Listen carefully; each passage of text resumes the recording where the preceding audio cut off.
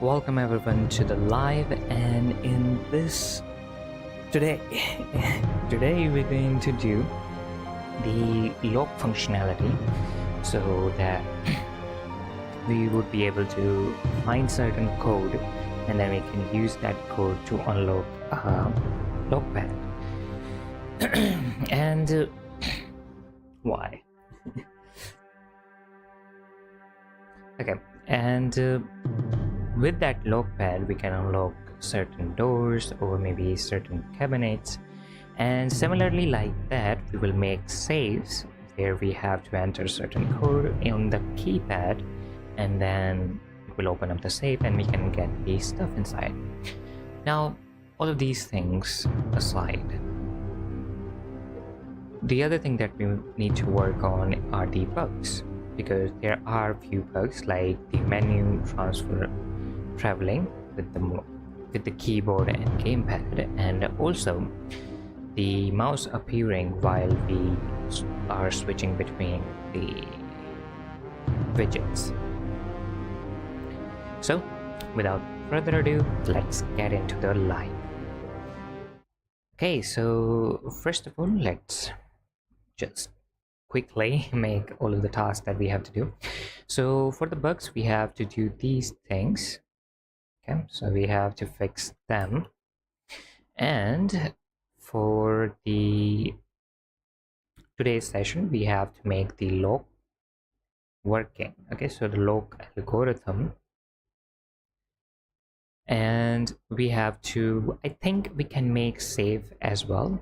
I will see how much time I have, but I will also try to make the safe and probably files and folders of some stuff.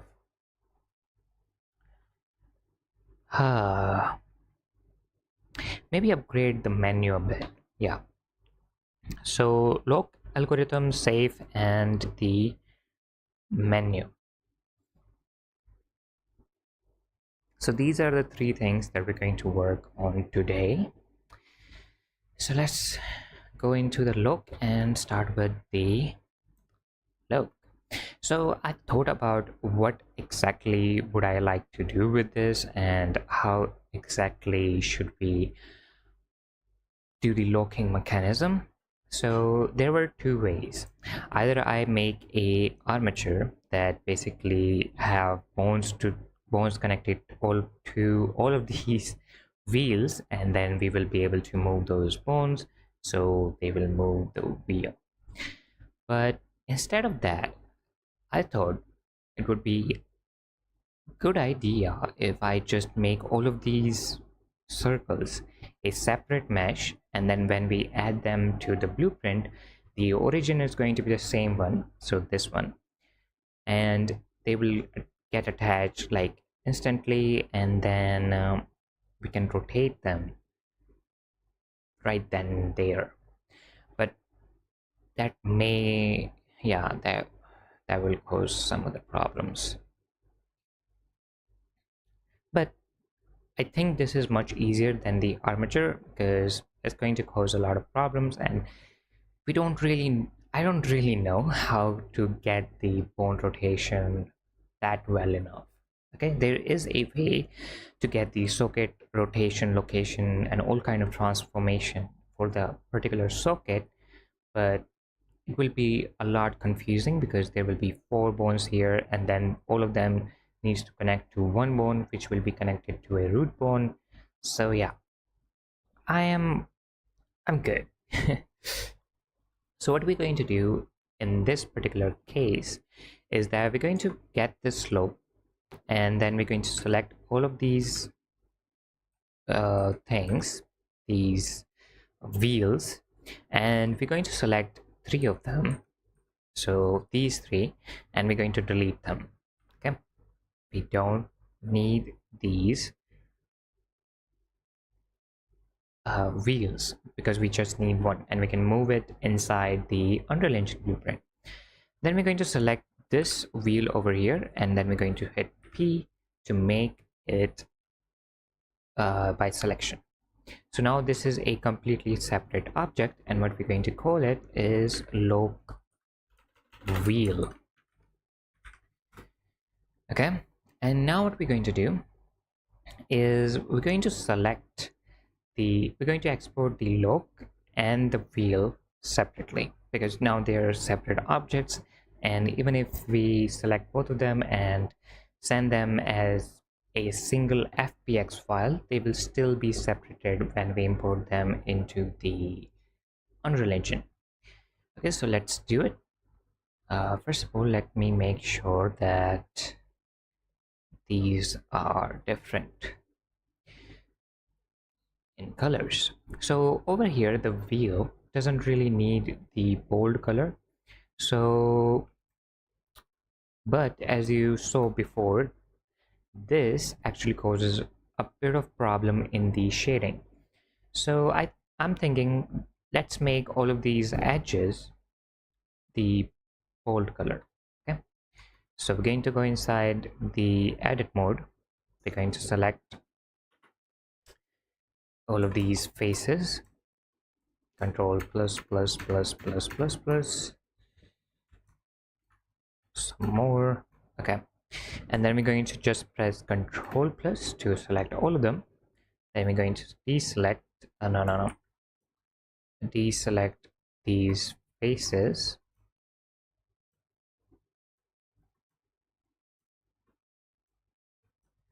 Now there is something inside, so let's deselect them as well. So now the edges are selected. We're going to select the bold color and assign that. So now it is much clearer on where do we want the numbers to be. Okay, so that is done. Now I'm thinking of creating some kind of arrow here which will tell us like this is the number that you should be selecting, or maybe this is the number that you should be selecting. So to make that, we're going to go inside add. Also, this is going to be done inside log. Okay, so we're going to now add a circle with vertices to be only 3, and radius to be something like this, probably even less. Yeah, something like this. And then we're going to rotate this on x-axis 90 degrees, and then we're going to move it over here and move it over here.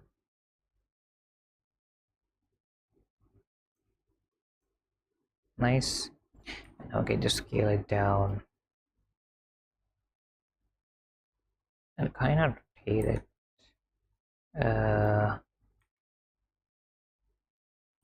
Something like here. Okay. And now what we need to do is move this. Okay, we cannot move it like that, so we have to go here, touch it physically, manually, not physically. Okay, now that is done, I'm going to GZ it.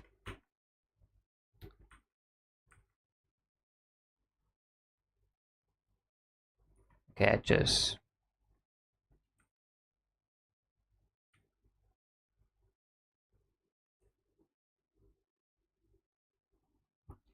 Okay, and now let's scale it down even a bit, even more, and extrude edges. And we're going to press no. Scale it down and extrude edges, something like this. Okay, and we're going to make a face. All right, select L by L and move it aside. So now we have a basic arrow telling which position do we need to select, right? And one more thing that we need to do is select this, mesh, normals, and flip. Okay, again L, and this is supposed to be the metal. Nice. So now that that much is done, I'm going to go back to the object mode, select this and the wheel, file, export FBX, horror game assets, click on look, select selected objects, mesh, geometry would be just normals only, and then that's it.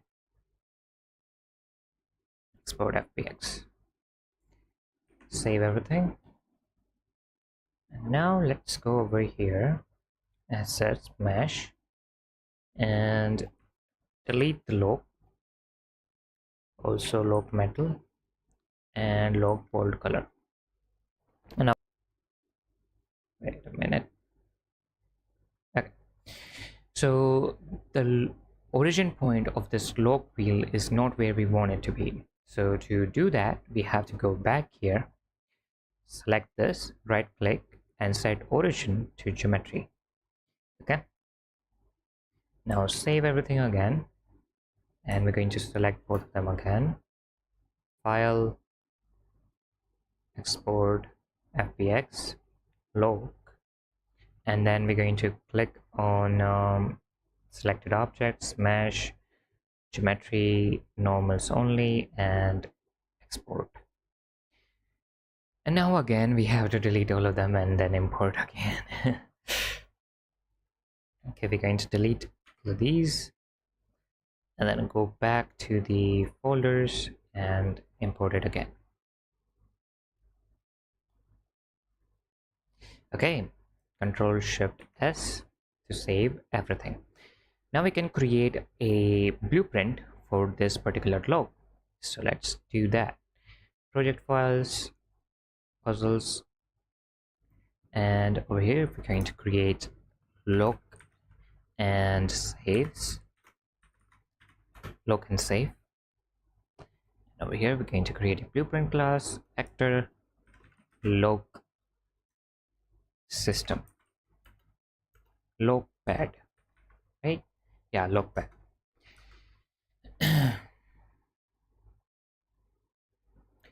And inside the lock pad we're going to import our basic lock, which is going to be the default scene root, and then we're going to import our lock wheel, which is going to be inside the lock. Okay,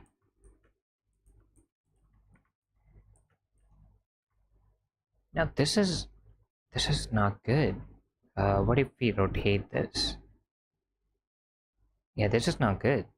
What? This origin um okay, I think we need the lock wheel to be at the center, I guess, then. So let's select this, and the location should be 0. Okay, let's do it again. File, export, fbx, lock, and the reason I'm clicking on normal again every single time is because sometimes the Blender export will not register this as a smoothing agent, and then the Unreal Engine will say, well, your asset is using smoothing, but there is no details about it, so what is going on? So just for that, we will go back and select the normals, export fbx, and now let's try to do this. Re-import mesh. Nice. So I just re-imported the wheel because we didn't change anything in the loop. Okay. But as you see here, yeah, this should be that. Nice. So now we need to move it to that location that we had before. So let's go to what the hell? Okay, this works. This one is the y, and I want this y to be 1.5. Nice. For some reason the navigation system between Blender and this is completely different. Now the Z is also 1 is not a good position, so I'm just going to go with the custom size. Edit project settings, snap as an snap layers. Nope. Okay, what about editor preferences? Snap. Okay, grid snap size. Do we have a list of these things? Okay, grid size, decimal grid size, decimal grid interval, sizes, grid sizes. I think it's this one. I'm just going to add one more and move it up there, and it's going to be 0.5. Okay, so now I think, yeah, we have 0.5. So I guess the first one is going to be here. Then if we duplicate this, it's going to be here. Then we duplicate this, then this. So that would be our lock pad, right? Yeah, kind of. we just need to create a bit more difference. So this location on Z is -3 and this is 2.5. What if we make this one 2? Okay, 2 is not going to work.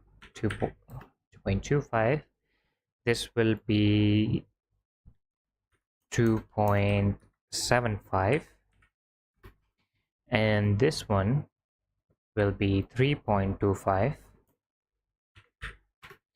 and this, no, it would be same then. Yeah. Yep. How about this just be 3, not 33.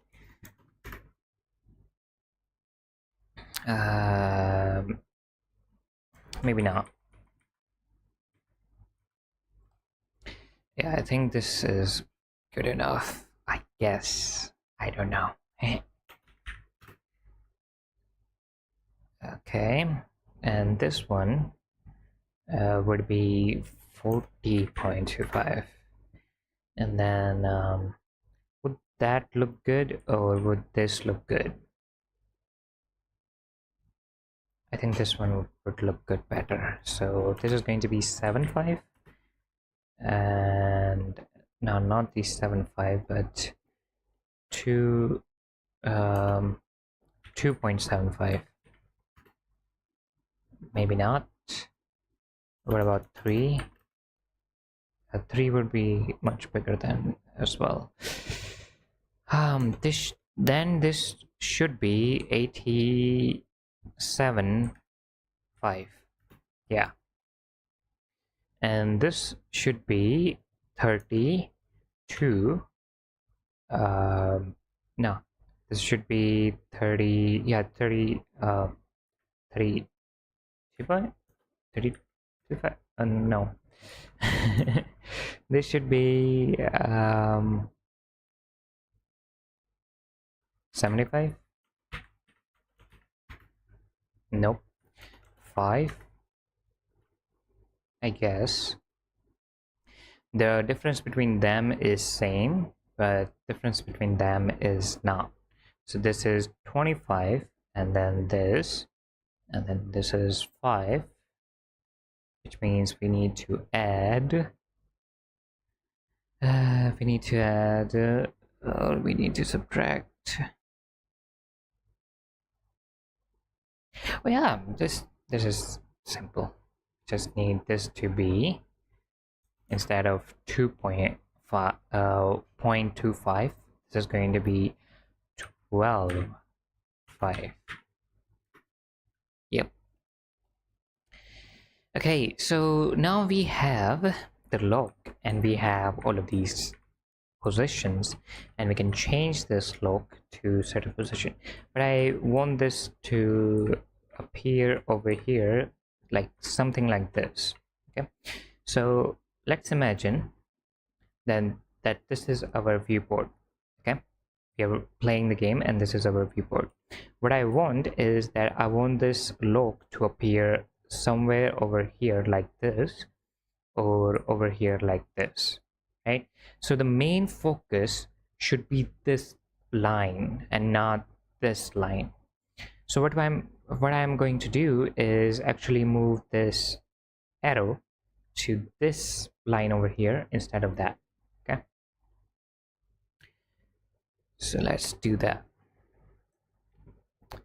For that we have to go back and then move it accordingly. Go to edit, L, Z, and now let's move it over here.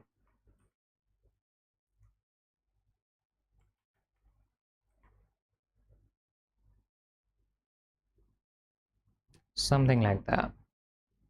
No, not good. Z. Why?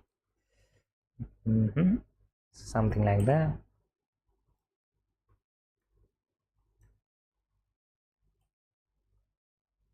Yep. And then okay, and then we're going to select this behind loop and then we're just going to set it, move it in that axis.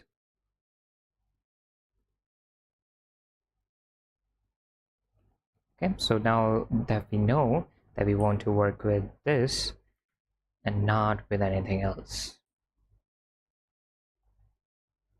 Nice.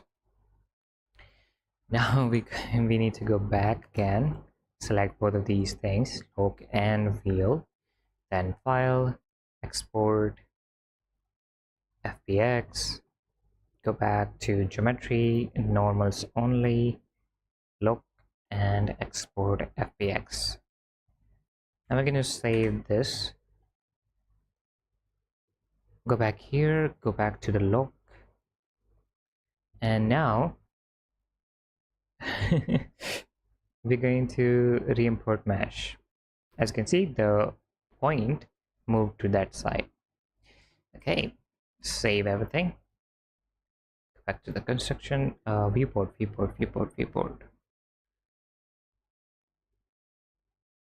So now, as you can see, this is the point that we need to render. Like, we need to have the numbers aligned over here. Okay, and we don't need to do anything, we just need to check in the rotation. Okay, we just need to check in which number respond to which rotation. And this is an amazing time to make it as a you know, the a C++ node. Okay, so basically we input the rotation of this wheel inside that node, and it will give us which number exactly should be under this point. Okay, so we're going to use C++ to do that. Otherwise, it's going to have, like, we need to have some kind of detector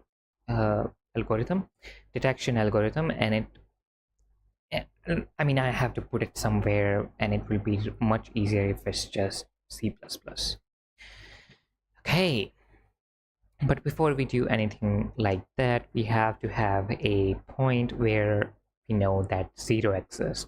Okay, again, we are going to make that 0 point inside our, yeah, I don't want to do that.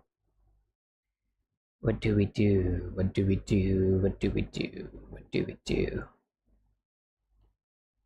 We might need to create a texture for this one, right?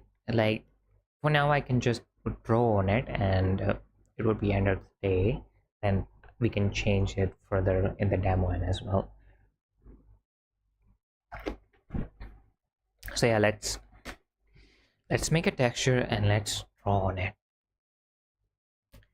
So back to the blender, and over here inside the metal, this time the log metal is not going to be the same metal. Again, just select this, do this, and this is going to be the wheel texture. Okay, and the base color is going to be a image texture, and we're going to create a new one, and we're going to call this numbers. And the color base, the base color is going to be white, and there will be alpha, and yeah, new image. For now, because there is a metallic and roughness to it, we're not going to worry about it, and I'm just going to disable metallic. Now that is done, we're going to go inside texture paint, zoom into our product, click on materials, and now I'm going to use my pen. I need a color, so this works over here, but why won't it work over here? Yep, I want to paint, and I want to paint. Why is it now? Why? What? The color is black, right? The numbers. Yep. It is working over here, but it's not even showing to this place. What is happening? Numbers, linear, flat, generated, brush.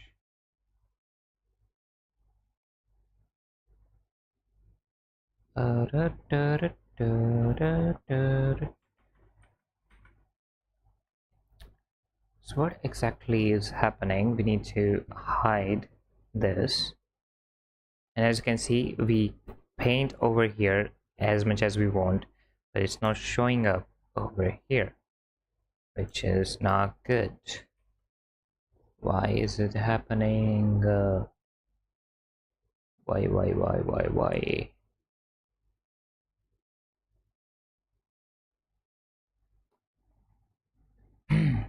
Is it not like assigned or something like that? Because if I make it metallic, it works, right? Uh,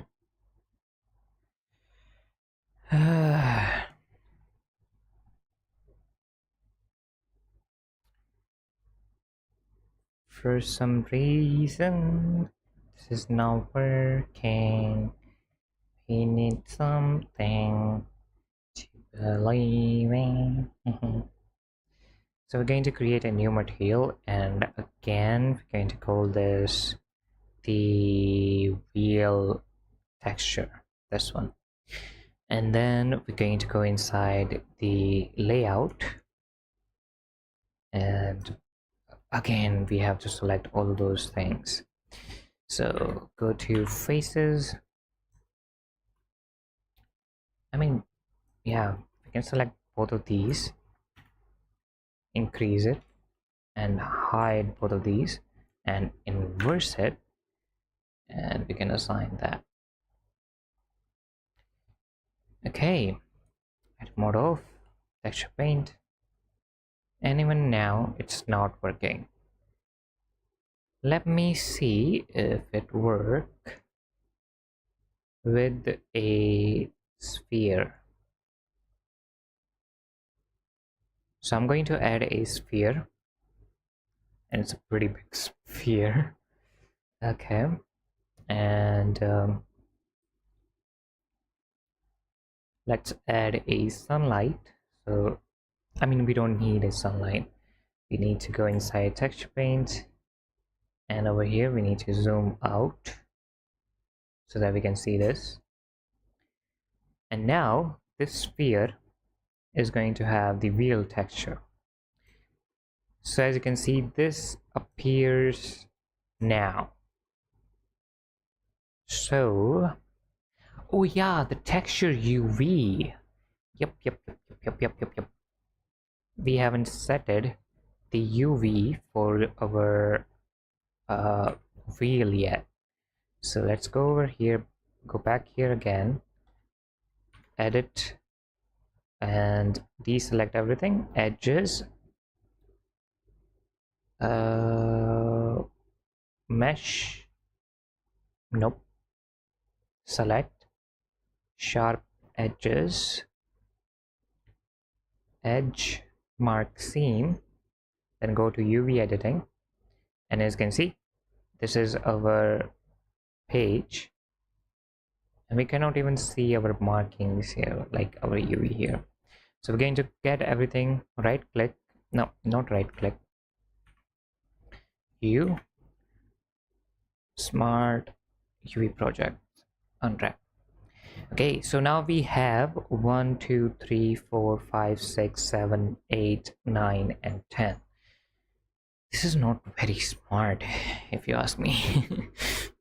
Right, anyways, now I think in the texture paint it should appear as we want it to. Yep. Now what we can do is erase everything, or maybe just draw it with white.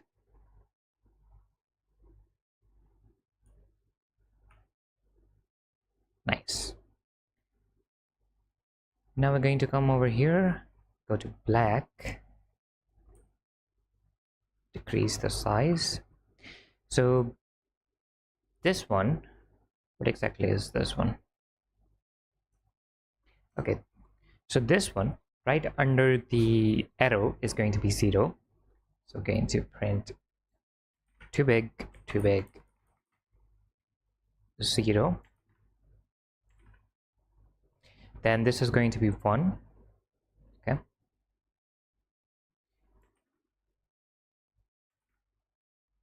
And then this is going to be 2, 3, 4. I'm going to hide the look. 5, 6, 7, 8, 8, 8, and 9. So as you can see, we have named or numbered our wheel, and we're going to export this one now. Okay, let's go back to the layout and let's unlock the lock again. And go to file, export, FBX. Now we need selected object, need mesh, and we need geometry. We need to have the normal only and no animation. Click on lock and export FBX. And now if you go back to the wheel, move towards it and re-import mesh. Oh yeah, I moved it. Sorry.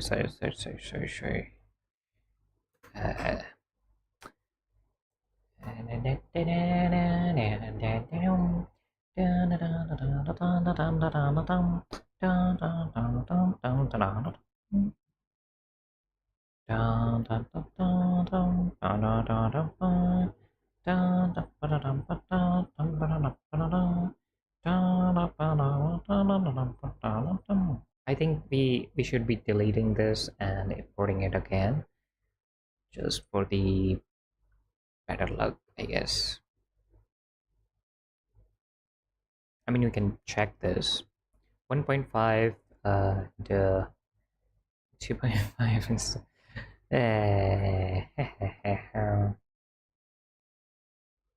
yeah, let's just delete it.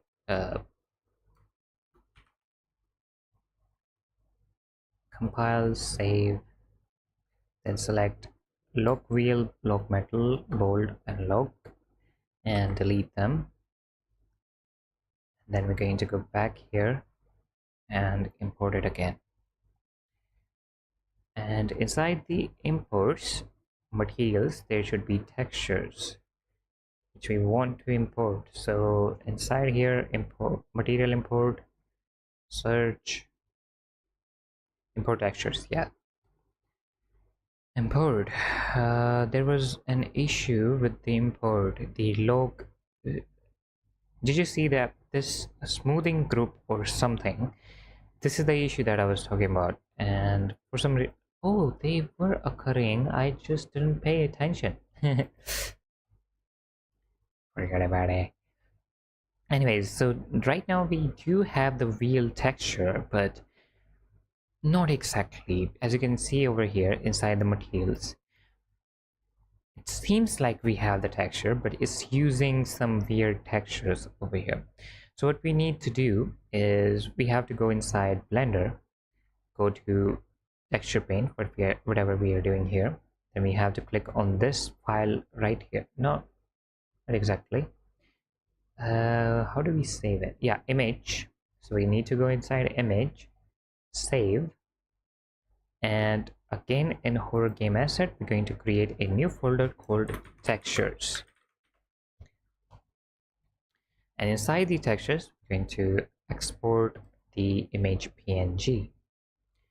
And now over here, we're going to go and import that texture. Okay, the UV map that we just did will be transported to the Unreal Engine, but sometimes the texture will not be transported. So we need to save the texture inside an image, and then we have to import it as a texture. So now what we can do is we can import it over here, and we can basically put this like here and would work. Apply, save, close it, and now where the wheel at? Lock wheel. As you can see, it have numbers on it.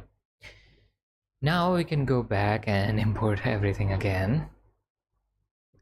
So first of all, the lock, which is going to be the default scene root, then the wheels, 4 of them, we can duplicate it. Okay. Now the wheel is going to be at this position and then this position. 2.25, then duplicate it, and this is going to be at 2.875. Then we're going to duplicate that, and this is going to be at 3 or just 3.5. Yeah, and then we're going to duplicate it, and this is going to be at 4.125. Okay. So now we have the clear visual on which number exactly is on here, right? And then against, just like everyone else, we need to have a variable which is going to be our log combination. Okay, and this log combination will be type integer, and this will determine like what exact number are we on right now. Okay, so the default value, we're going to compile and save it. It's going to be instance editable so that we can change it when we are inside the world. And now we're going to work on C++.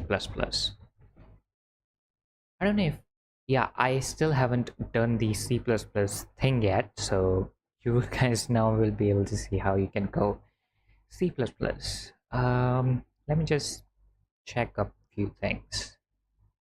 So inside here we have to do it. Yeah, before we go and make the algorithm or whatever inside the C++, I just need to like make it so that we would be able to move this, right? Right now we are not able to move it at all. So what can we do? How we can move it? Probably with the keys.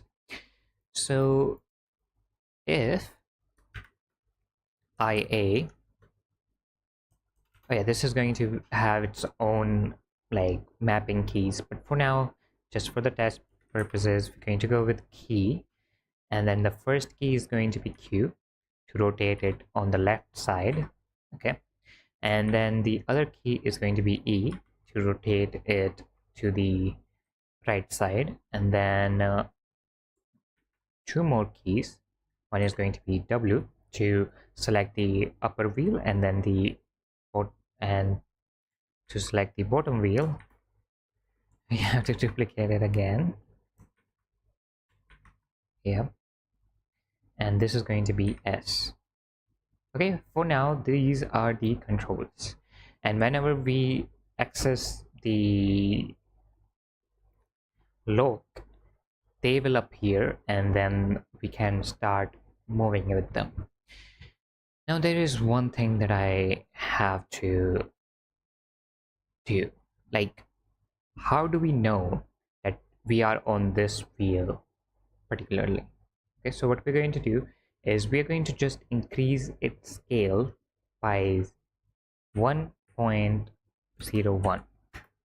Okay, and what will this do? It will kind of create a user like visual effects, like, yeah, right now I'm changing this and nothing else.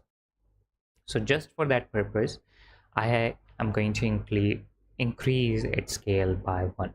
Okay, but we don't need to do that right now, and we need to create the enumeration for this. So let's go to project file, puzzle, lock and save. We're going to create a blueprint and enumeration, and this enumeration will basically detect which of these the wheel are we selecting right now. So wheel selection. Okay, it's not going to have none in this one. It will just be first first, then second, and then the third, and then the fourth. Okay, save everything, go back. We don't even need this. Okay, now we're going to get the enumeration. So wheel selected wheel, SCL selected wheel, and we're going to get the wheel selection. And now let's drag W and S down here. Okay, so first of all, we're going to get exactly which selection are we at, and then we're going to switch on it SW. Okay, similarly here. Okay, so now when we press W, and if it's the first one, then we want it to be the fourth, and then so on. Okay, so let's make it. So if we go to the first one, it will be the fourth, and if we go to the second one, it will be the first, and if we go to the third one, it will be the second, and if we go to the fourth one, it will be the third. Okay,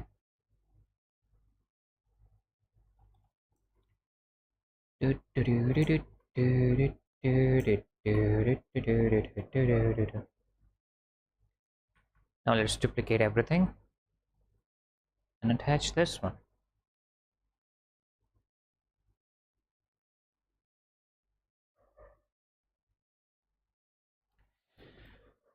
All right, so in the S is going to be the opposite. So the first one will select the second, and then third, and then fourth, and then first. Okay, so this is the only difference that we need to check in for. And after that, we don't have to worry about it. We're just going to create a reroute node and attach everything to it. So our basic selection is done. And because the enumeration inside C++ is kind of complicated, I don't want to do it. Okay, so this is the selection is done. Now based on the selection, we're going to change the sizes of this, and we're going to change how we can interact with it. Okay, basically set a active wheel. Okay,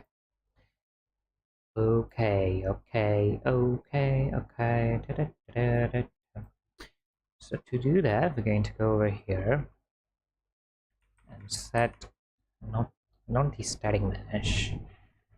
And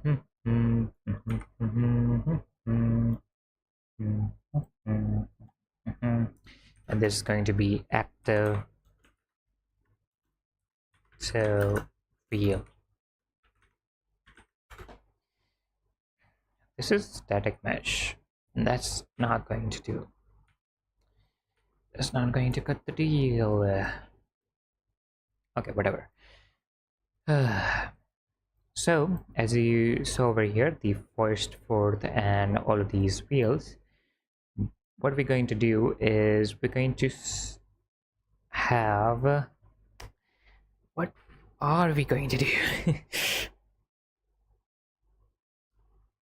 Okay, active selection can be done inside the rotation algorithm, so we don't need to worry about it. Maybe let's just work with the size. So we're going to drag one, and then we're going to say set size. We cannot do that. Why cannot we do that? Set size, set actor size, get actor size. What is happening? Actor size, not constants. Nope. So for some reason we cannot change their size. Why? What is happening? What is happening? What is happening? Get relative transformation or set relative scale 3D. Yeah, this one. So we need to set the relative scale 3D, and the new scale is going to be 1, 1, and 1. And what we are doing here is we are basically setting all of the wheels to be 0, zeros, like their default size. And after we have done that, then we're going to again switch on it. Okay, and this time whichever the wheel is going to be in front of us will be set it to 1.1 or maybe 1.2. Okay, so this time we're going to duplicate this. So this is going to be relative to 0, 1.1, 1.1, and 1.1. Now duplicate it 4 times. This is going to be second, then third, and then fourth. Okay. It's going to be the lock wheel, then lock wheel 1, and then lock wheel 2. What is happening? Lock wheel 2, and then lock wheel 3. Okay.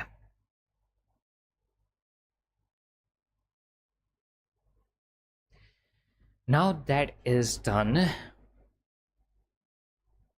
yeah, we don't really need anything else beside this.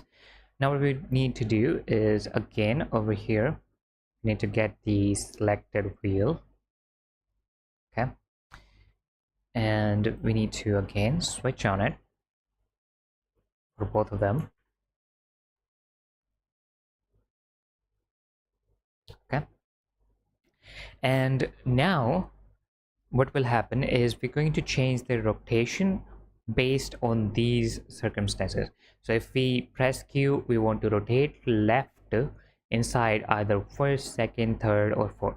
Okay, so that's how I'm dividing this functionalities. Okay, so also there should be a default. Make sure of that the first one is the default. Nice. And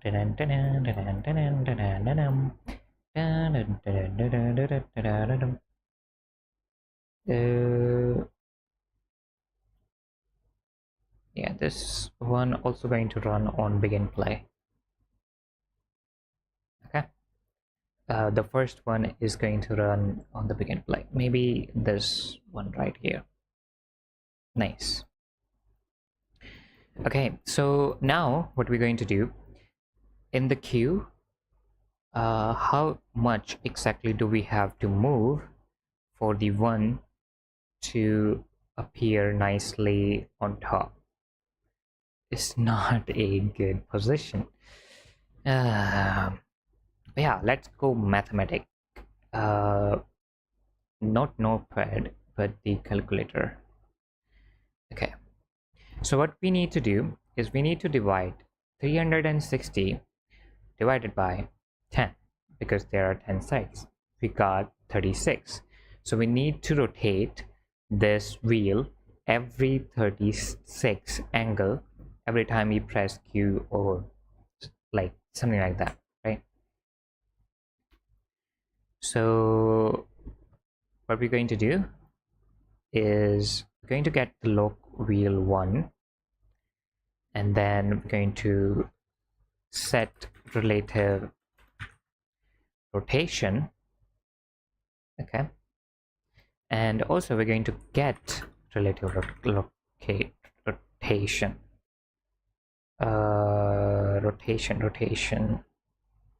relative rotation. Okay, and we're going to let me just move it over here. Split stroke. We're going to rotate it on the z-axis, as you see over here, we're rotating it on the z-axis. So both of these are going to be same, and the z is going to be plus 36.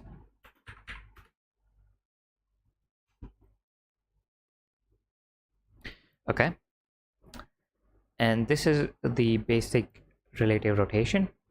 And what we're going to do now is let me just make it something like this.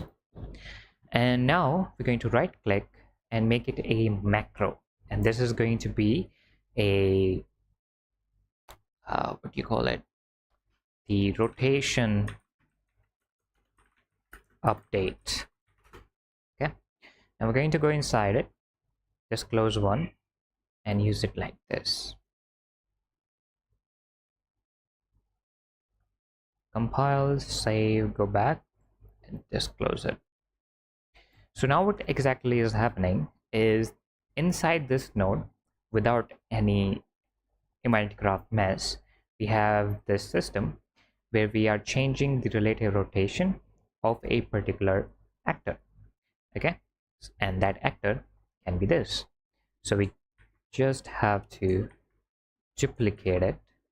Also, one thing that we can do is we can attach this to the outside, and this is going to be the rotation amount. Okay, and compile and save it. Now we might have more things that it would work. So this is going to be 36, this is going to be 36, this is going to be 36, and this is going to be 36. Now there's one more thing. Q means rotate left, right? This one. Yeah, we are going completely right. Nice. Save everything, and this is going to be second, third, and fourth. Boom.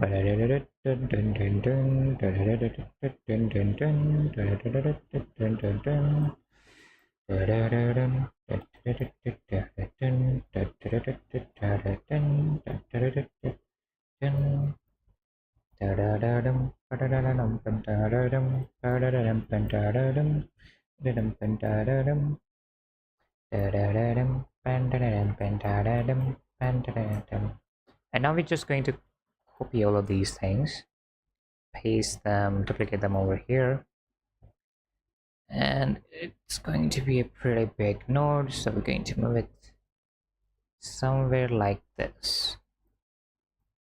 Okay, and now we can move this particularly here and attach this one, then this one, then this one, and then this one. And now all we have to do is put a negative in front of these 36.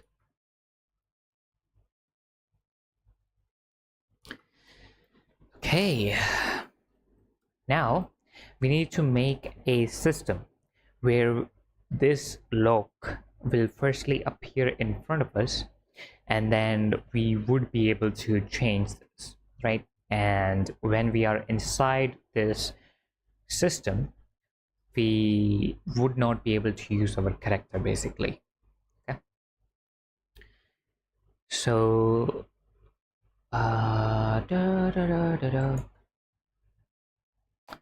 one more thing,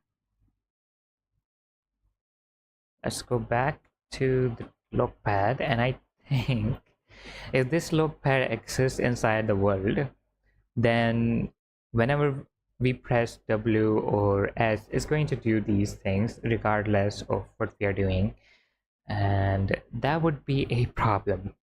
So what do we do? What do we do? Let's just make that system. So inside the log and save, we're going to go over here and we're going to create inside the input a input mapping context. Okay, and what this will basically do, this will be a lock control map. Okay, lock control map. And on the begin play over here, right, this is going to be sequence. It's going to do this, but at the first, what it's going to do is we're going to get player controller, and then we're going to get enhanced input local player subsystem, and then we're going to remove mapping context.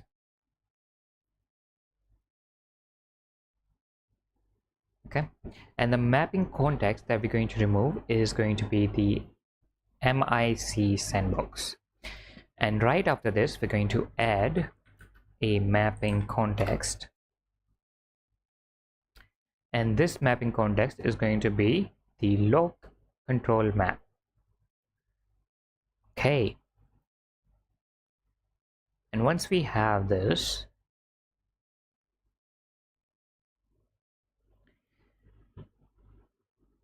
so again, really confusing blueprint, but what do we do? Yeah, this is too confusing, so let's just move the begin play to the up. Okay, and it can be a custom event. So custom event set default FOULT scale. Okay, and now what is going to happen, also not begin play, but it's going to happen, yeah, this is not going to happen at begin play, but it's going to happen at whenever like we are interacting with this basically.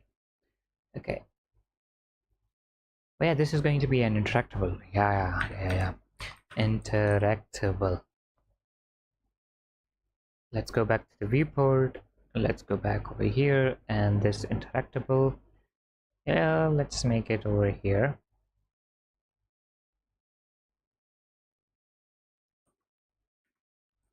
Nice. And then compile, save it. Let's move the log pad in the world.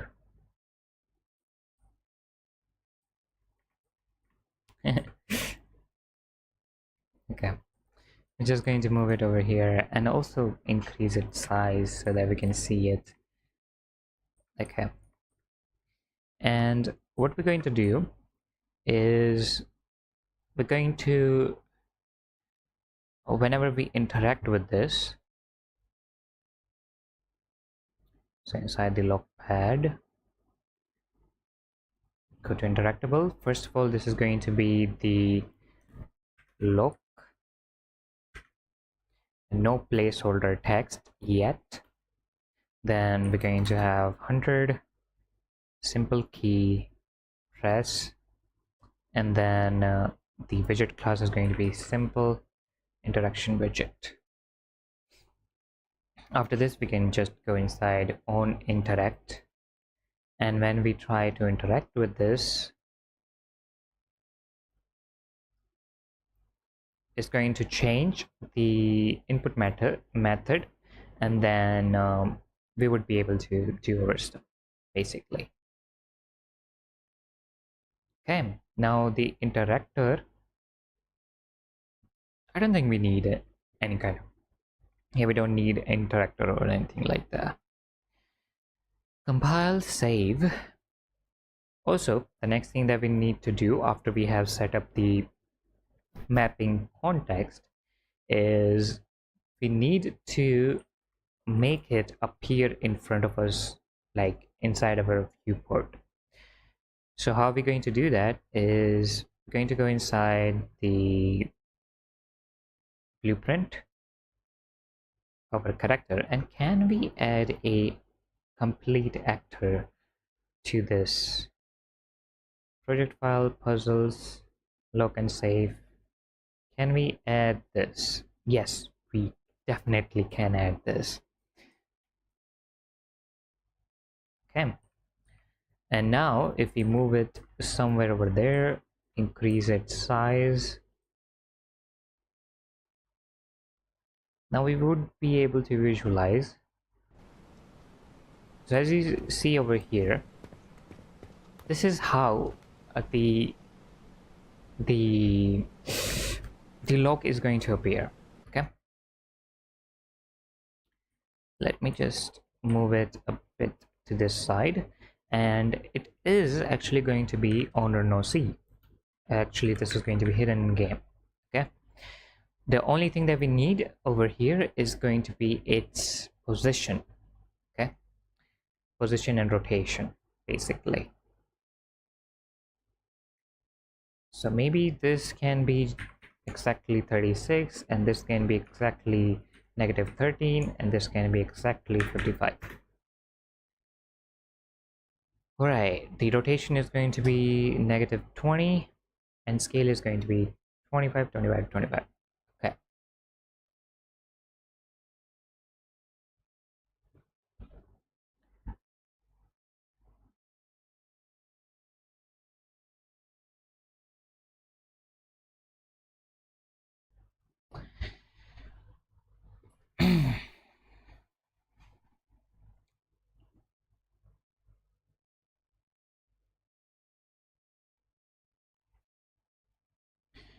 Okay.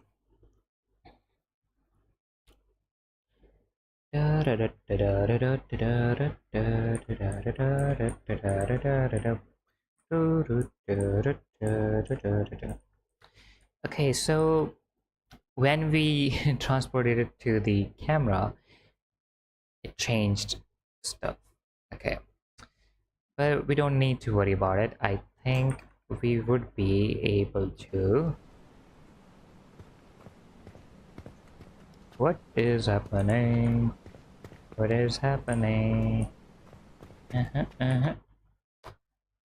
Not something that we want to do.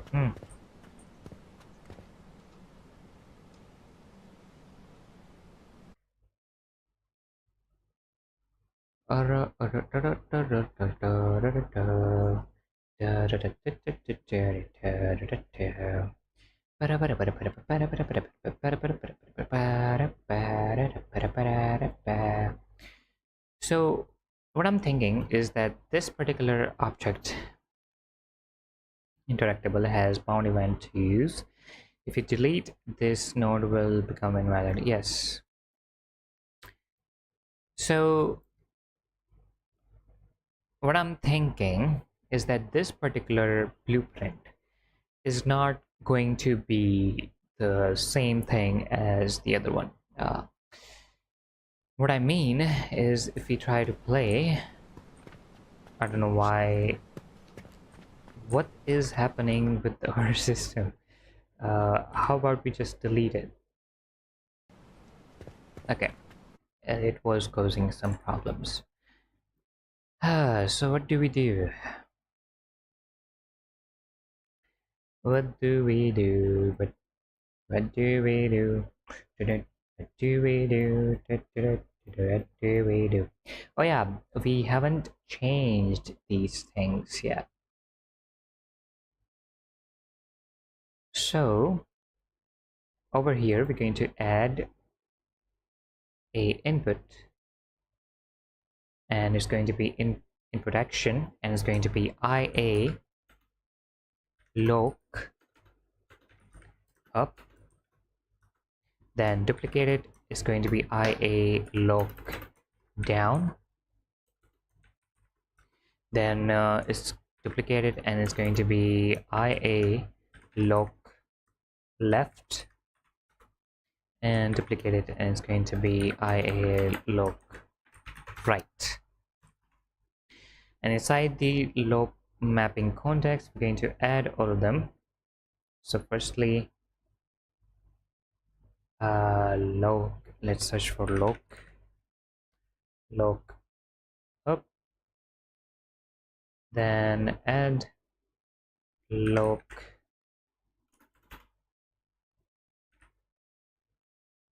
down, then add IA lock left, and then IA lock right. Now inside the up is going to be W, down S, left A, and right D. Okay, save everything, go back here, go back to the lock pad, and instead of W we're going to call for IA lock up.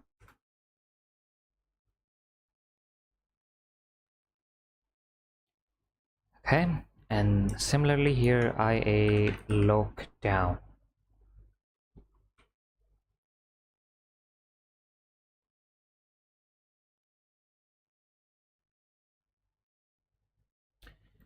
Then over here IA lock right,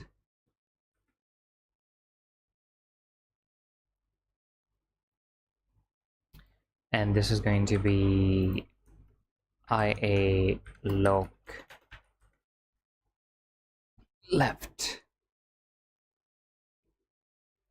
Okay, and now that is done and we have all of these systems, now what we want to do is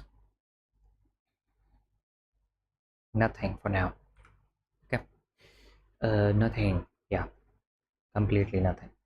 Oh yeah, one thing that we can do is make this on the event begin play, and we can like at least check that everything is working by adding this lock pad to our system, but not here, inside here,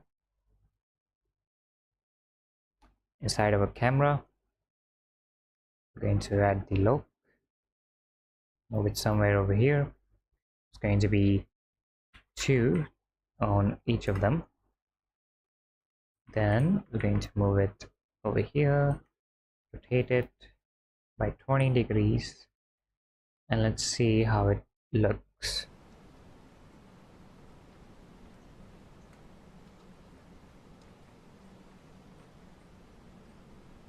Okay,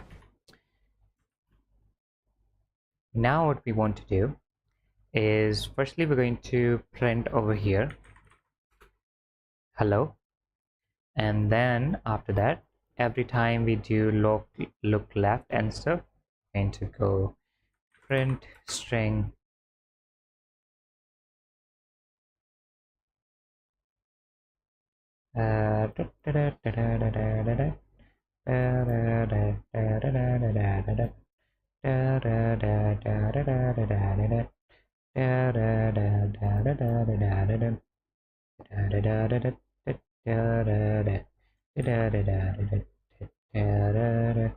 By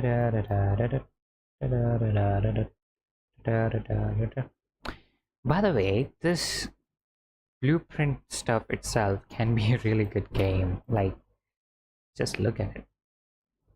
Okay. And this is going to be, instead of the hello, it's going to be input. Oh. So hello did came, so the gameplay did work. But every time we try to do any kind of input, it's not working.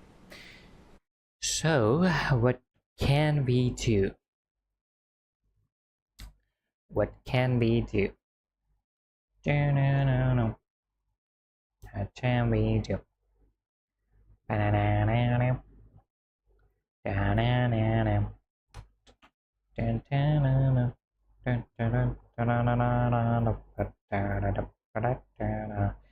What if we remove this and go back to our sandbox character, and inside the setup input, instead of this, we just select the look control and stuff.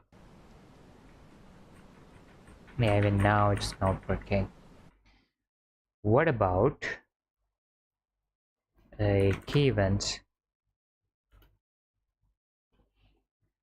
And it's going to be 3. Yeah. So on key, press V. Okay. I want to print this input again.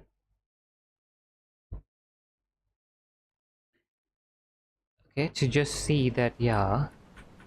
Okay, so for some reason the lockpad is not working. So what do we have to do is make a blueprint of the lockpad and make the systems inside the sandbox character. Okay. Okay. So what we're going to do is yeah, this lock combination is not going to be over here. This selection wheel is okay. This is getting hard.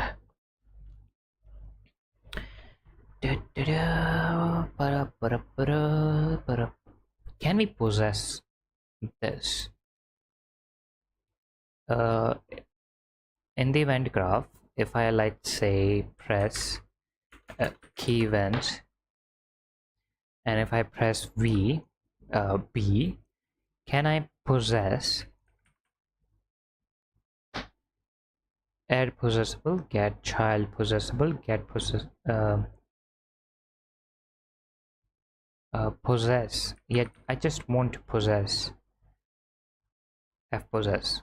Okay, and the target is going to be in pawn to be possessed, and controller object reference. Okay, so firstly we're going to get player controller. This is going to be the target, and in pawn is going to be the lockpad.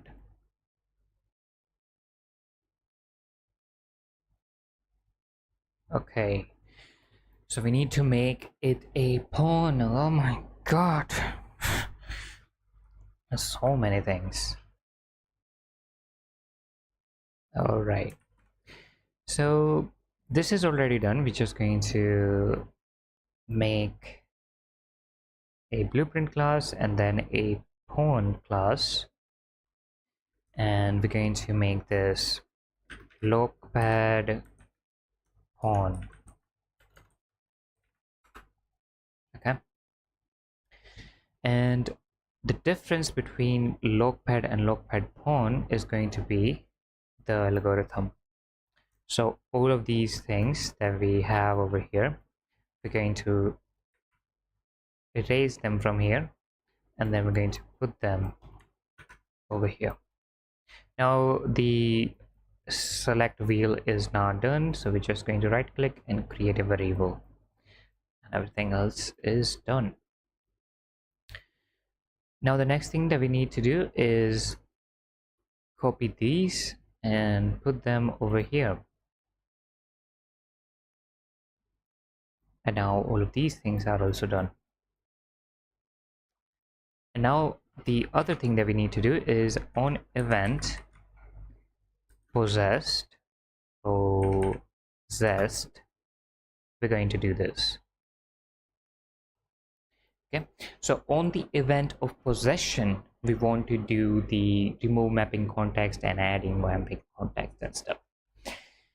Okay, compile and save it again, and inside the logpad we're going to go and add the interactable, and this is going to be the log,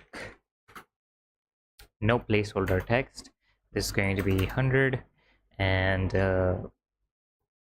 simple key is going to be pressed, and it's going to have a widget class of simple interaction widget. Okay, compile and save. Now there is one thing that we need to do. Instead of it being the log pawn and stuff, what we're going to do is we're going to spawn this log pawn at that exact position where we want it to. Okay, so instead of it being a log pad, what we're going to do is we're going to add a static mesh. Okay, but it's not going to have anything inside it. Then we're going to move it back to the camera. Let's go back to the viewport so that we can see.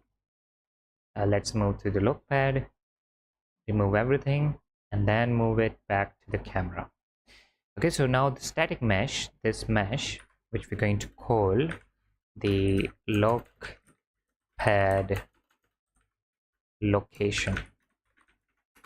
Okay, now this log pad location is going to be that point. Okay, it's going to contain that.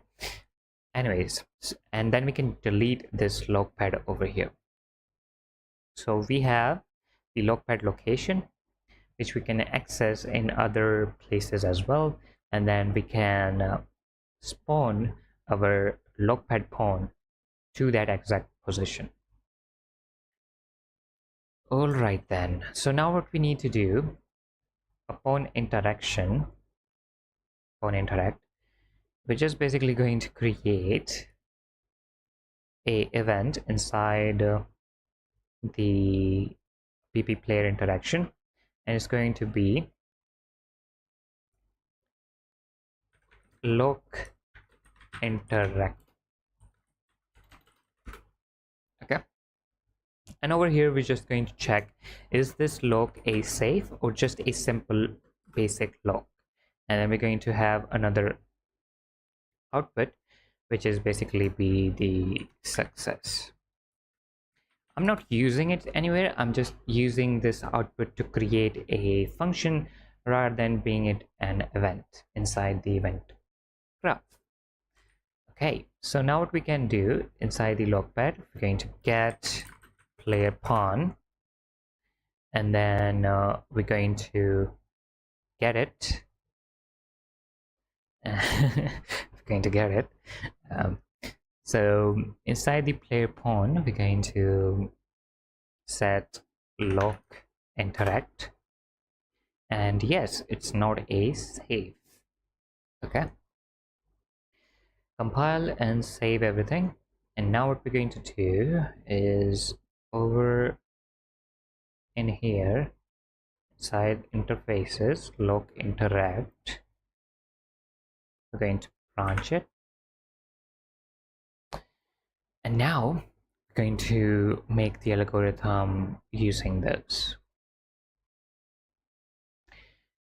So what we do, yeah, firstly we're going to get the logpad location, and then from here we're going to get world location, get world transform actually. Okay, going to get the world transform,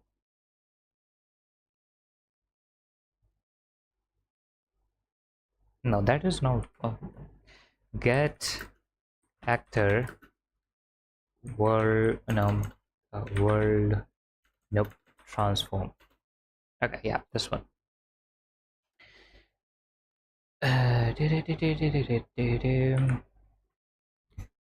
Why is it not sensed? when I want it to be sensors, never sensors. Get transform.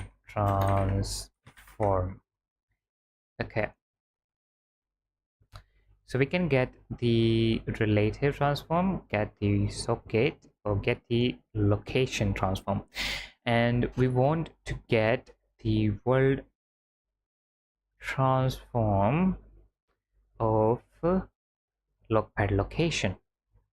We can delete this, and then we want to spawn actor from class, and this actor is going to be logpad pawn, and the spawn transform is going to be the same transform as this, and pawn object reference, pawn damage, yeah, we don't need to worry about that. And inside the return value, what we're going to do is we're going to possess it. Okay, so possess event, possess client, no, possess possess, and now we're going to get player controller. It will be this, and it will be this, and now we can do other things inside there. But for now, let's just check that all of this is working. Let me just delete this. We cannot delete it, so close it and open it up again.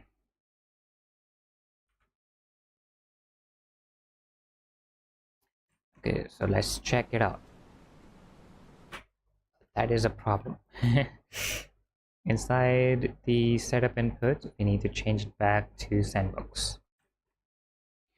Okay, so now supposedly if we go over here and if we try to interact with this is going to spawn the lock here, and then it's going to change the input mode to not be the sandbox mode but be the lock interact mode or whatever.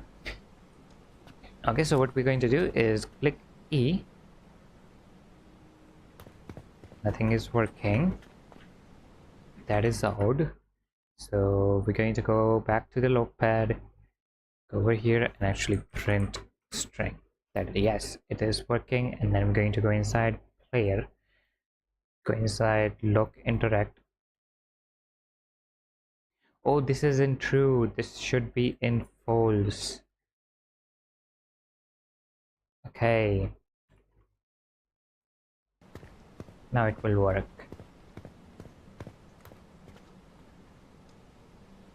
Okay, what? I mean, it did work. We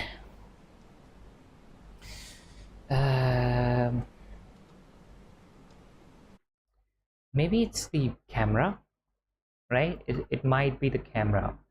We are just going to go over here and set the collision look, all of these to have no collision at all. Yeah, compile, save, go back to the default camera. I think this is the collision that is doing this, but as you can see we have the input, which is good, but we cannot see what is happening. So if we move over here, as you can see over here, the what is happening? This is what? Oh yeah, because we possessed it. Yeah, we possessed this thing, and because we possessed it, that means that now there should be a camera over here which will display everything. Got it.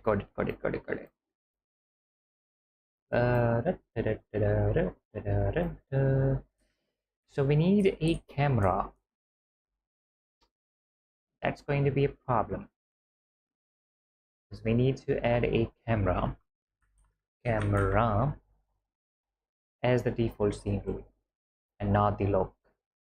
Okay, and now what we need to do is move this lock somewhere like that, somewhere like that.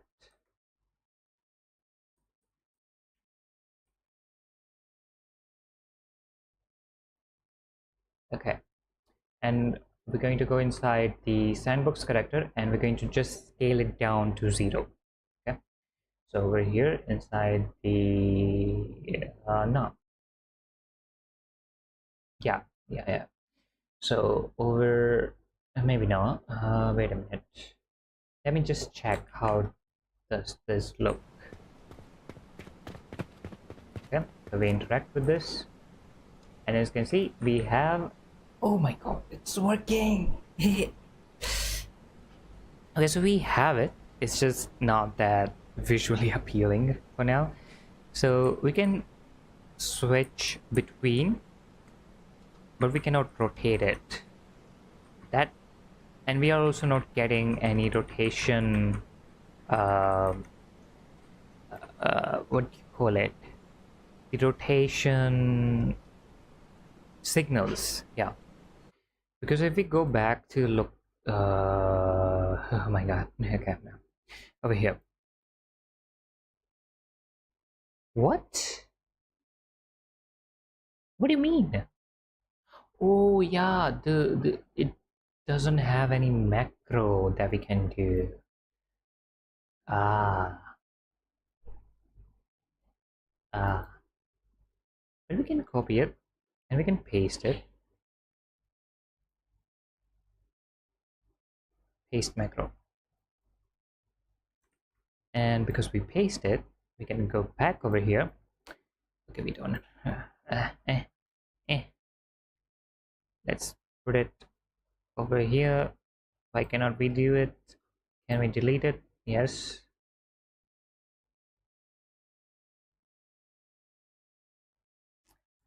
Okay, duplicate it. Okay, I mean it is finally working, which is a good thing. Let me just delete them and make it 36. And now let's duplicate it.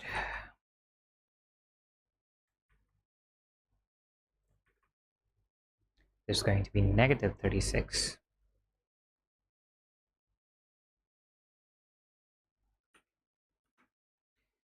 And let's, oh my god, what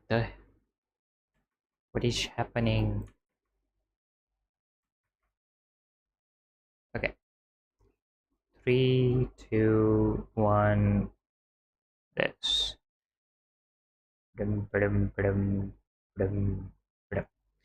And then similarly over here. 1, 2, 2, 3, and 4. Nice. And I mean, we can add all of them back to here. It's not that difficult. It's not that difficult. It's not that difficult, but it is annoying to do this over and over again. Just let me print the string. Okay. Okay, so now we can move through stuff. The default size is still not like done, so that's a bug. Now, oh yeah, can we? Yes, we can scroll. But why is it? What? Why there is so much input? Is this on triggered? Don't tell me that this is on triggered. My god. Why? Okay. I mean, now this should work. Okay.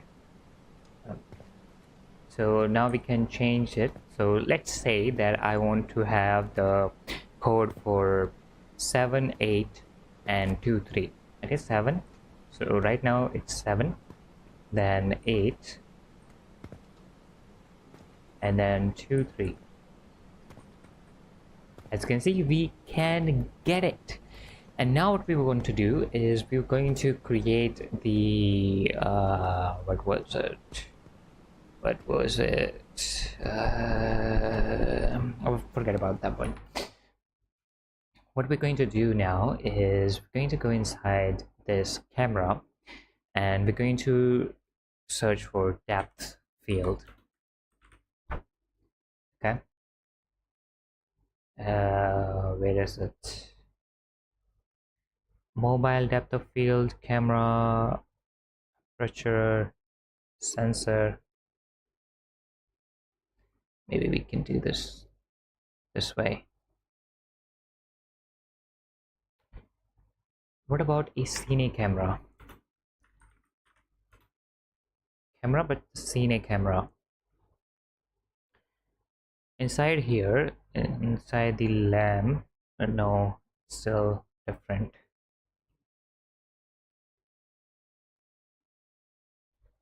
Manual tracking, actor to track, or relative offset. Not tracking, but maybe manual. Crop, lens settings, but this is, yeah, this is going to cause problems when we are doing it, let's say in a big, uh like if we have different sizes of computers, monitors is going to be behaving quite differently. But what I want to do is basically have this notepad in front of us and blur everything else, and I don't think that we would be able to do that efficiently. Basic what I mean. So we're going to delete the cine camera, and just inside the camera what we're going to do is we're going to decrease its scale. Yeah, we cannot do that. So let's increase this scale to something like this, a bit up. Okay, so this is our look, and this is like 3 right now. So inside the scaling system over here, this is also supposed to be 3.3, 3.3, 3.3, and similarly over here. Let me just do this. 3.3, copy, paste, paste, paste it, paste it, paste it, paste it, paste it. Oh my god. Paste, paste it. Okay, compile, save it, and on the begin play, this is actually going to happen on the begin play. Maybe we can do it over here. So as we say hello, we're going to go over here and do this. Let me just move all of these things to somewhere over here. Nice, and let's remove this V or whatever. So that much is done. Now we need to place this object in the world, and what we need to do is we're going to select the camera, and we're going to go inside the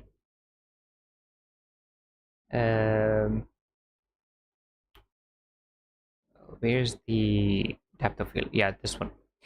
So over here we have the focal distance, tap blur, and blur radius. So as you can see that right now the lock is blurred, but if we bring it towards us, so something like 2, how further is it? How far is the lock from the uh, it's like 20 or something, so 20 or 20 or 30. Okay, so 20 gives us well defined thing. Not this.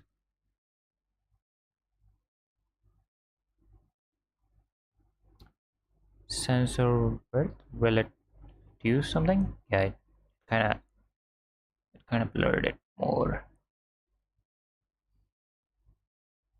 What about 2?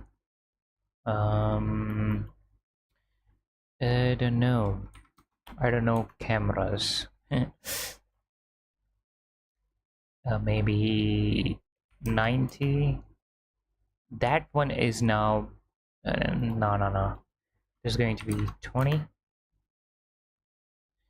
but the behind is still not that blurred out.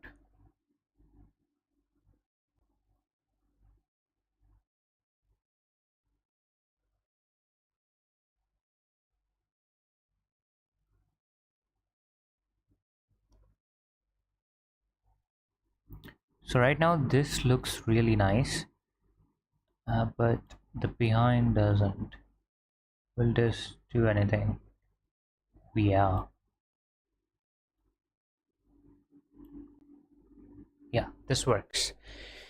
Okay, so these are the information that we need to have. We need to change the squeeze factor to 2, then focal distance to 20, and then blur distance to be yeah, we don't need to change that. So look pad on, camera, go inside the depth of field. Let's turn all of these on. This is going to be full squeeze factor, then focal distance is going to be 20, and then the blur is going to be 1. Okay, compile, save it. Let's go back and play it.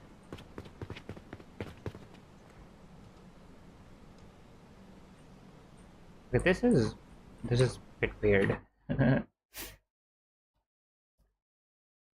Let's go back to lookpad, lookpad on rotation event graph, and now let's make it back to 1.1 because because we are increasing its relative scale instead of the actual scale.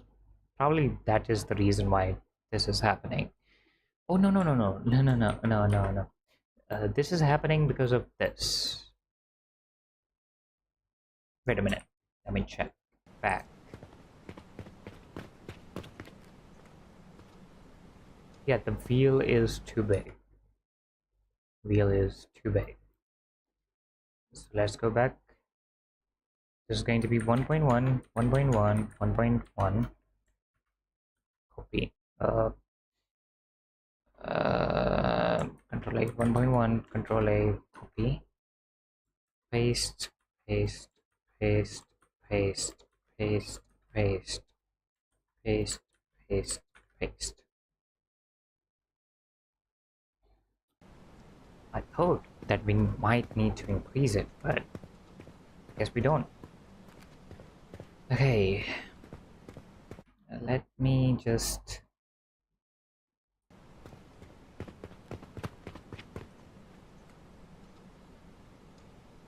okay. So now, as you can see, we can change all of these things.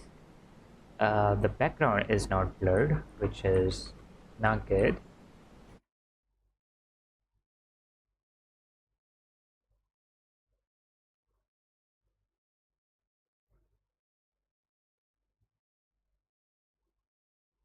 I don't know why that is happening.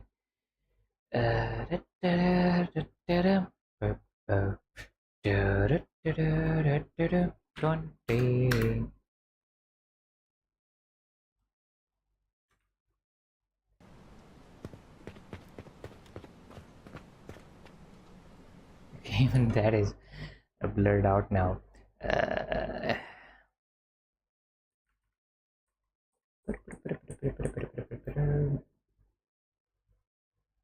Here it works, there it doesn't.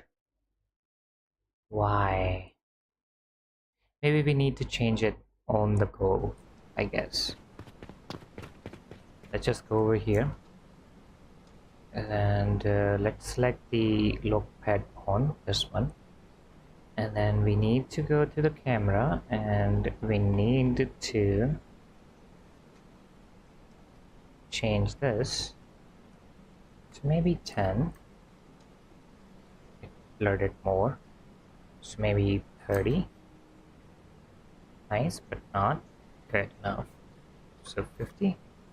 Yep, 50 seems nice, but it's also not doing anything there. So 45. The 45 seems nice.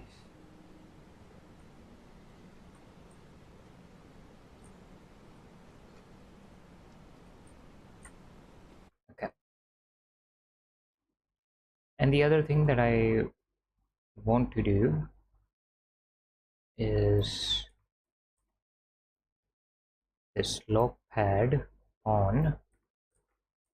This arrow should be facing towards us. Okay, so something like this. Let's go, let's go, let's go, let's go, let's go. Oh yeah. Go back to the phone. Now this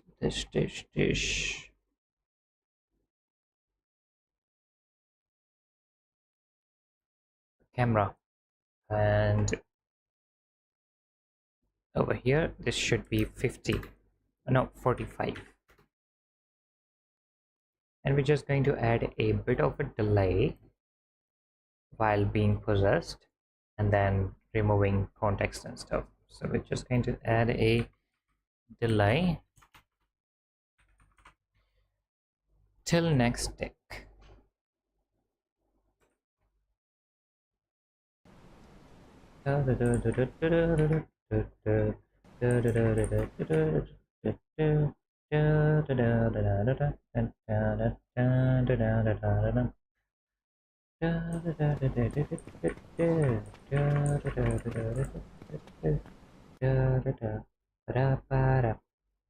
Why?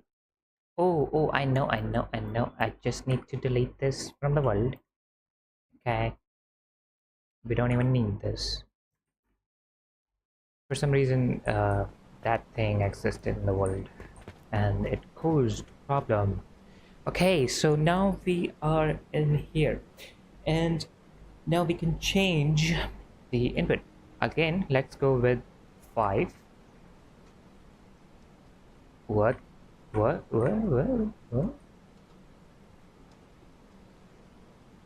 do you mean? What do you mean? This one is working nicely. Why is this? What was that? Tell me, what was that?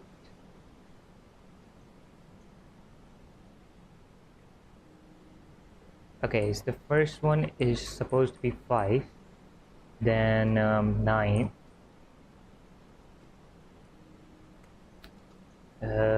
9, then 5 again, and then let's say 4, 7. Yeah, 7, 4, whatever. Okay. So what we need to do is we need to guess this number, right? We need to have a combination somewhere inside the system, and whenever we interact with, let's say, let me go away. Yeah, this helps me visualize very much.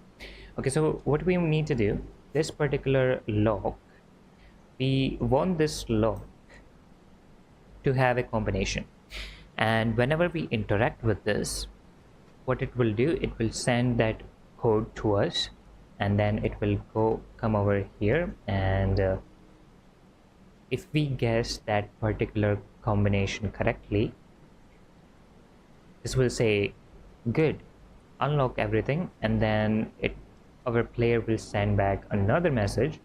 It will drop down this lock, like it will have physics then, and then it will also, like the door behind it will now be able to open up. So stuff like that. But before that, let's go over and let's build the C++ code for getting the number for particular rotation.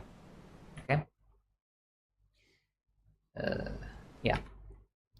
So firstly, we have to save everything. Then I also want to do some revision control, but I will do it after the live because I really don't want to waste time on it. So let's go to the tools, new C++ class, and inside here we're going to add a non-empty class. It's going to be called my class and create. It's going to take a bit of time, so let me take a hydration break.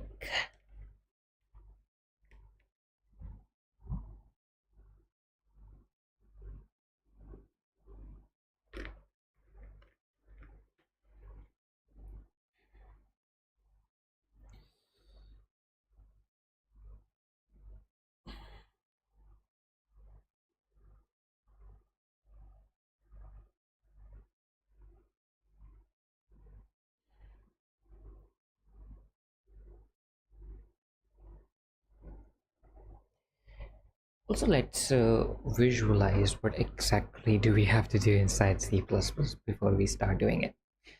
No. And now let's open up the page. Is it connecting? Okay, it's back again. All right. So what exactly we want to focus on is, let's say that there is a rotation of 0, 0, 0, and we only need the z rotation, so it's going to be float. Okay, so we're going to get the input as a float, and then we're going to detect like what particular rotation, not exactly the relative rotation, right? Yeah, it is going to be the relative rotation. So we're going to get the relative rotation. Okay, so this is going to be the RL, and from the RL we're going to get the Z as a float, and we're going to detect through 360. Okay, so we're going to detect by 360 increase, negative or plus, basically. So let's imagine that we have 180. Okay, so if it is 360 or if it is 0, right? If the Z is 360 or 0, multiple of 360, yeah. So yeah.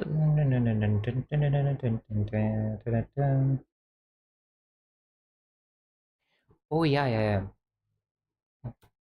If the Z is, so let's imagine that Z is 1080, right? And if we divide this by 36, okay, just by 36, then what it will output is 5. Okay, it's going to output 5. And with this, we know that at the position of 80, 180, the position is going to be 5. So that's kind of nice. But what about 360 plus 1080? But because sometimes the player can go like after 360, right? But the relative location is rotation is not going to be that, right? Yeah.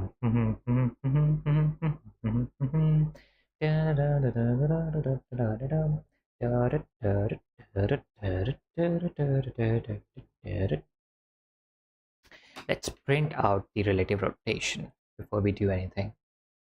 yeah, let's check what exactly is that Z value. So we're going to go inside print file, project files, puzzles, log save, logpad pawn, and over here, when we are printing everything, we're going to get the log field. We're going to use just this one, get relative rotation. We're going to split struct it, and then we're going to print the Z value. Okay, so now let's check. E. So right now it's 0 0. Now it's 36, 72, 108, 144, 80, 44. Okay, now after 180 it just changes. It changes. It becomes negative. Okay, so wait a minute. One is 36, 2 is 72, 3 is 108. Similarly, 6 is 100 negative 144. Okay, so we can do this via this as well. Okay, so we need to note all of these numbers. 0 is 0. Then 36 is 1.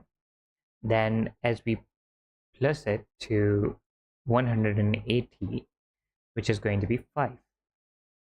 After this, it starts to become negative. It's 6, negative 180 or something. No. Okay. All right then. So let's go to tools. Let's go to C++ class. And now inside the old class, we're going to search for blueprint function library. Okay, so this one. And I'm going to hit next. And this is going to be my, or this is just going to be quick calculations. CLCU calculations. Okay, so quick calculations. This is going to be a set of all kind of nodes that I will be creating that would be particularly doing the quick calculation. So all of them are going to be here. Make sure that this is not public. No. I didn't mean to, but whatever. Yeah, this can be public. And now I'm going to go and create class. It will open up Visual Studio for us, and we have to wait because it's going to do a lot of things. These projects are either not supported or need behavior impact codification. Visual Studio back. Okay, that again.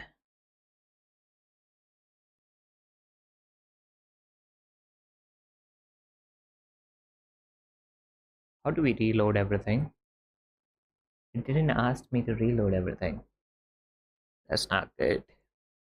Anyways, the live calculation is live coding is done, so let's start working. So firstly, we need to make a public so that every node is available. Then we need to go for view function.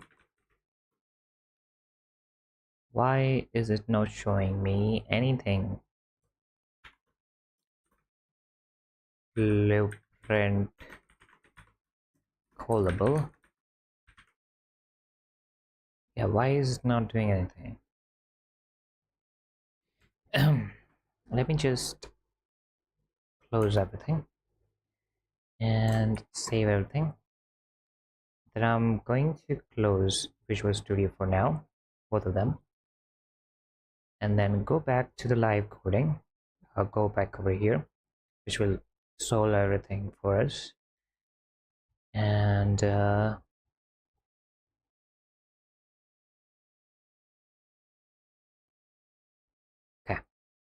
the patch is done. Now we're going to go to all, and now as you can see we have C++ classes, and inside here public we have quick calculations. Now let's solve it. For some reason I was not getting the text, like, yeah, like this is the correct syntax.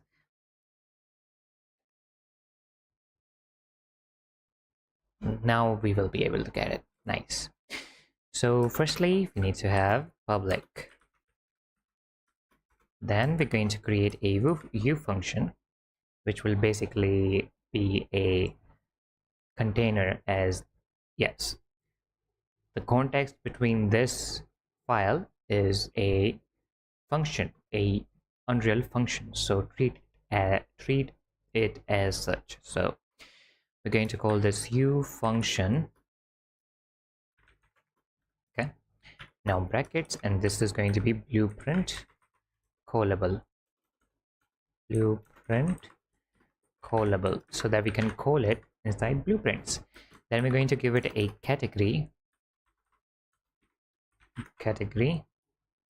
and this is going to be again my custom calculations or something, or it can be my AMC as in arithmetic creations, and then space, and this is going to be quick calculations.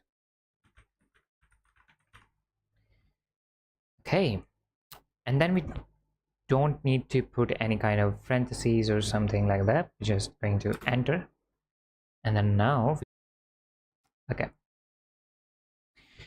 for some reason the internet is bugging, so there might be a problem, but I will not be doing anything while this is disconnected.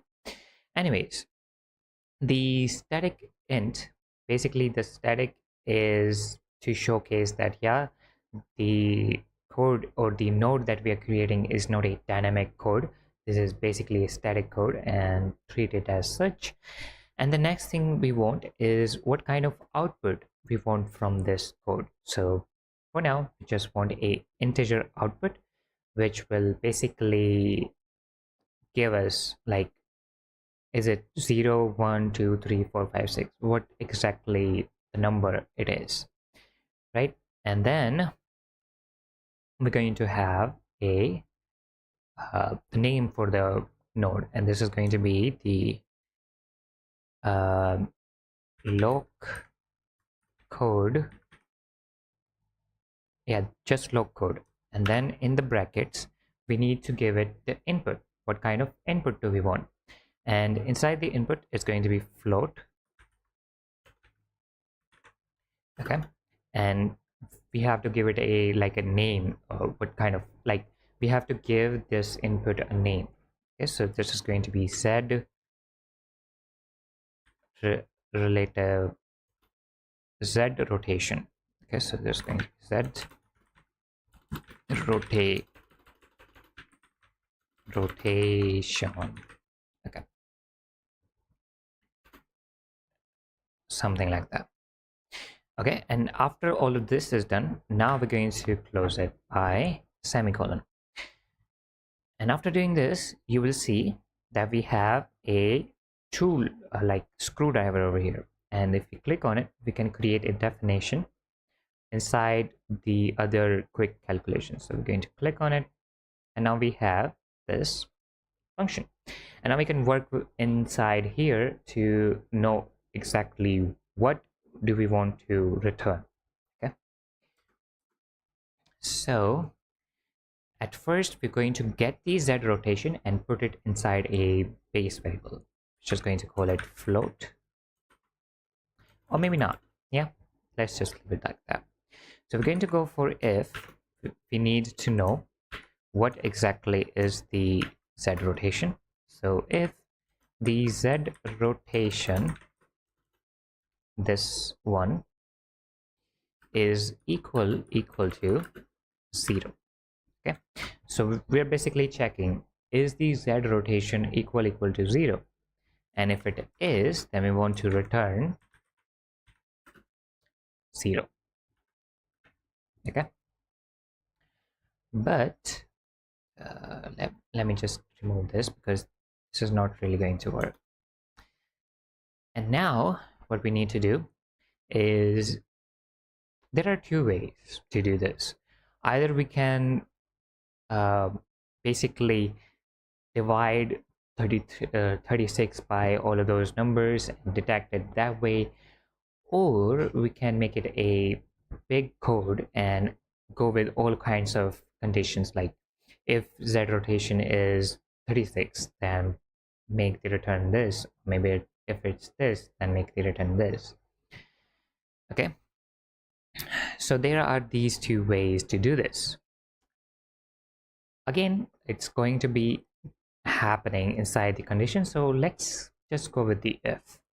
Okay, so if wait a minute, let's just copy all of these and put them there. So what we need is going to go to calculator, and we're going to multiply 36 into 2. It's going to be 72. So 72, 0, 36, 72, then 144. I get no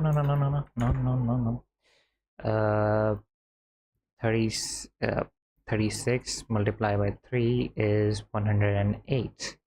So 108, then it's going to be 144, right? Yep, right. I'm not so sure about my own calculations. Yeah, 144. And I'm sorry. I'm sorry about that. So this is 144, and if we multiply it one more time, it's going to be 180. So 180. So these are the first numbers. So this is 0, 1, 2, 3, 4, 5. And now negative 144, 6, negative 108, 7, negative 72, which is going to be 8, then negative 36, which is going to be 9, and then 0 is basically 0. So these are the numbers 1, 2, 3, 4, 5, 6, 7, 8, 9, 10. And now we need to have 10 ifs. Copy them, paste, paste, paste, paste. 5, 6, 7, 8, 9, 10. Okay, if the Z rotation is 36, okay, so over here, if it is 36, they want to return 1. Yeah, let's first change these. So if the Z rotation is 72,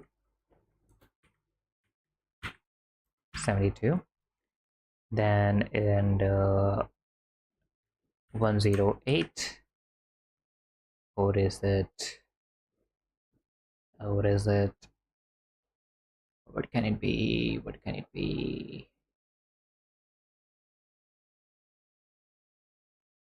Oh yeah, we do need 0, like dot 0 after these.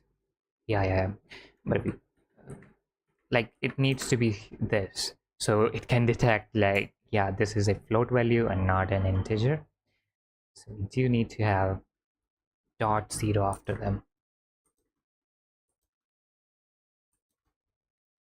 All right, and the last one is going to be 180 or negative 180. Okay, and for the or, we use this node here, or Z rotation said rotation is equal to 1 negative 180.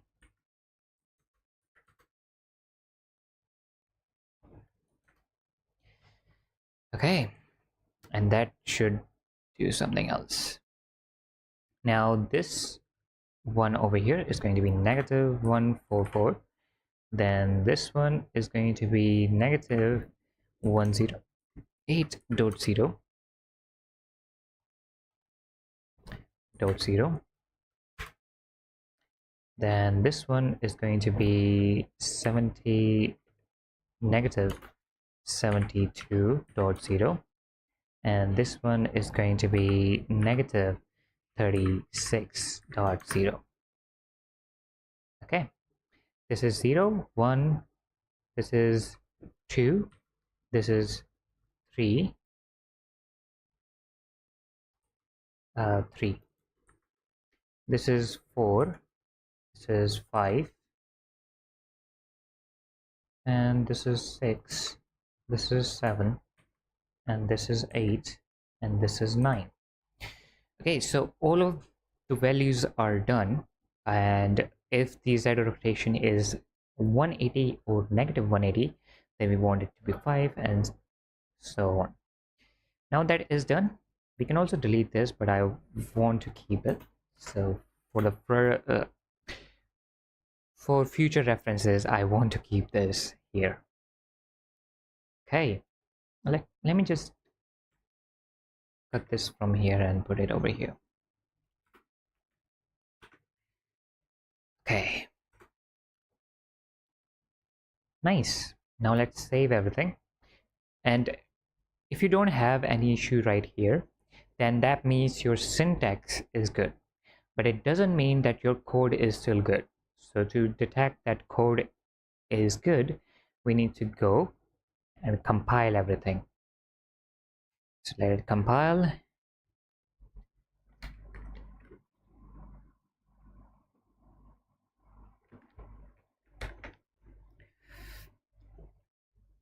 As you can see, the build failed, and inside the quick calculation, and on the line 41. Okay, so line 41, what exactly happened? 41 over here. Okay, we might need a return node for this. Return 0. If nothing works, then just return 0. Will it work? Okay, it worked. Nice. So now we know that the code is working, the algorithm is working, everything inside the C++ is good, until unless we did some mistake in inputting the values. All right, so now what we need to do is go back to our blueprint wherever we were working, which was logpad pawn, and over here what we need to do is, before we print it, we're going to get the yawn, also right click, and now you will be able to see a category called AMC quick calculations. Inside here we have a log code, and now we can use it. So over here we're going to input the z rotation and output the integer value. Yes. Don't crash, fail to save. Cancel. Why did you fail to save? What is happening? What to cancel? Compile? Okay. It did compile. I don't know why it's not saving. So as you can see over here, we have 9, 8, 7, 6, 5, 4, 3, 2, 1. Hey. And all of this is happening inside C++. We don't have a mess inside the blueprint, and it is much lighter on the performance while in regard of the performance than a blueprint node function or stuff like that. Okay, because oh my god, why is it not saving? That is the problem. That is the question. What if we close this? What if we close this? And yeah, let's close this as well. Save. Will it save? If it won't save, I'm just going to cancel it and don't save it. Okay, so sometimes there can be these problems, but we didn't change much in it anyways. So what we're going to do is we're just going to go over to, because every single time you change anything inside a C++ code, we need to build the project again. So we're going to go inside here and over the horror and stuff. I'm going to click on build, and we'll build the whole project for us. Nice. And now we can close Visual Studio and open. Okay, the internet sucks, man. It is the like 5th or 6th time that we have disconnected from the internet, and there's like 10,000 frames that have just dropped, that have never been streamed before. Too much. Anyways, now let's go back to the log pad, wherever it is. And inside the log pad, as we can see, we are doing this relative rotation and stuff. We didn't mean to delete it. We're just going to get AMC log code, and from here I'm going to attach all of them, and instead of this we're going to print this. Compile and save it, and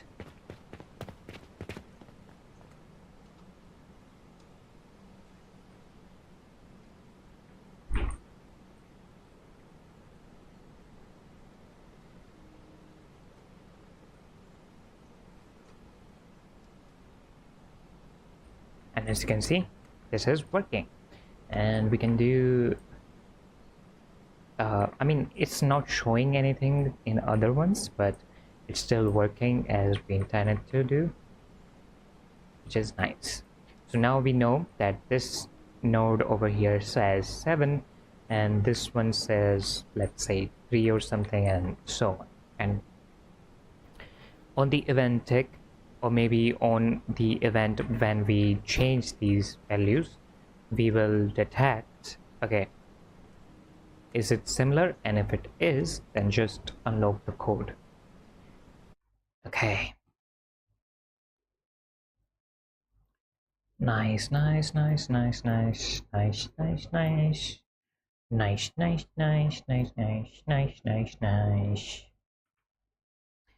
we're going to remove it from here, move it over here, and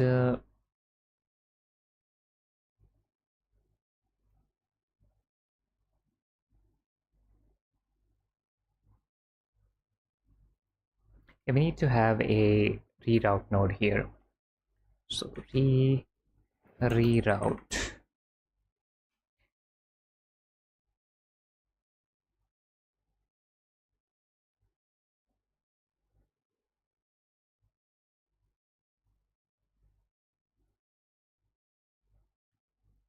Okay.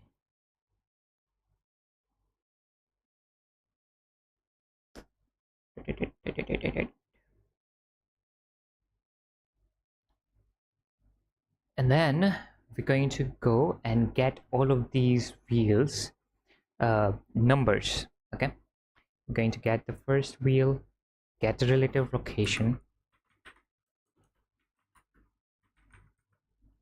get relative rotation, and from here we're going to get the z value. Okay, and this log code will change from that. This is going to be actually a sequence and 4 of them.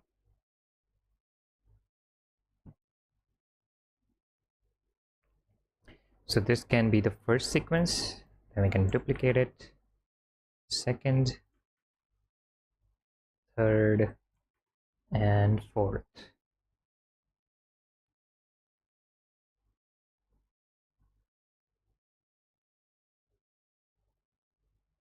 I mean, I know it kind of looked wild, but it works. That's what we that's what we need. Okay, so the first, now that we have all of these things, now what we're going to do in the next one, we're going to make a literal string. Okay, yeah, we're going to make a literal string. So over here, make literal literal string. Okay, and after, inside the value, we're going to append this, and now this string is going to have all of these integers.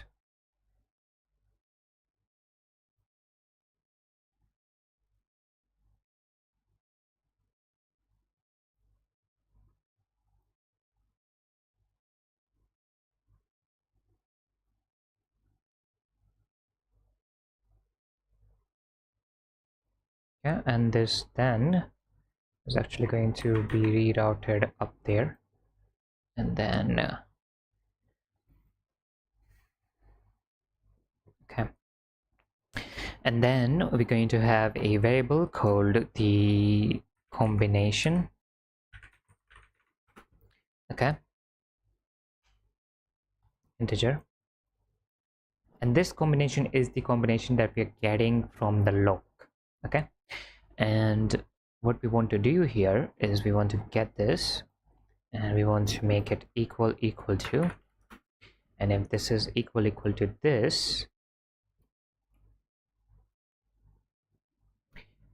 for now I'm just going to input a value, and this combination is going to be 666.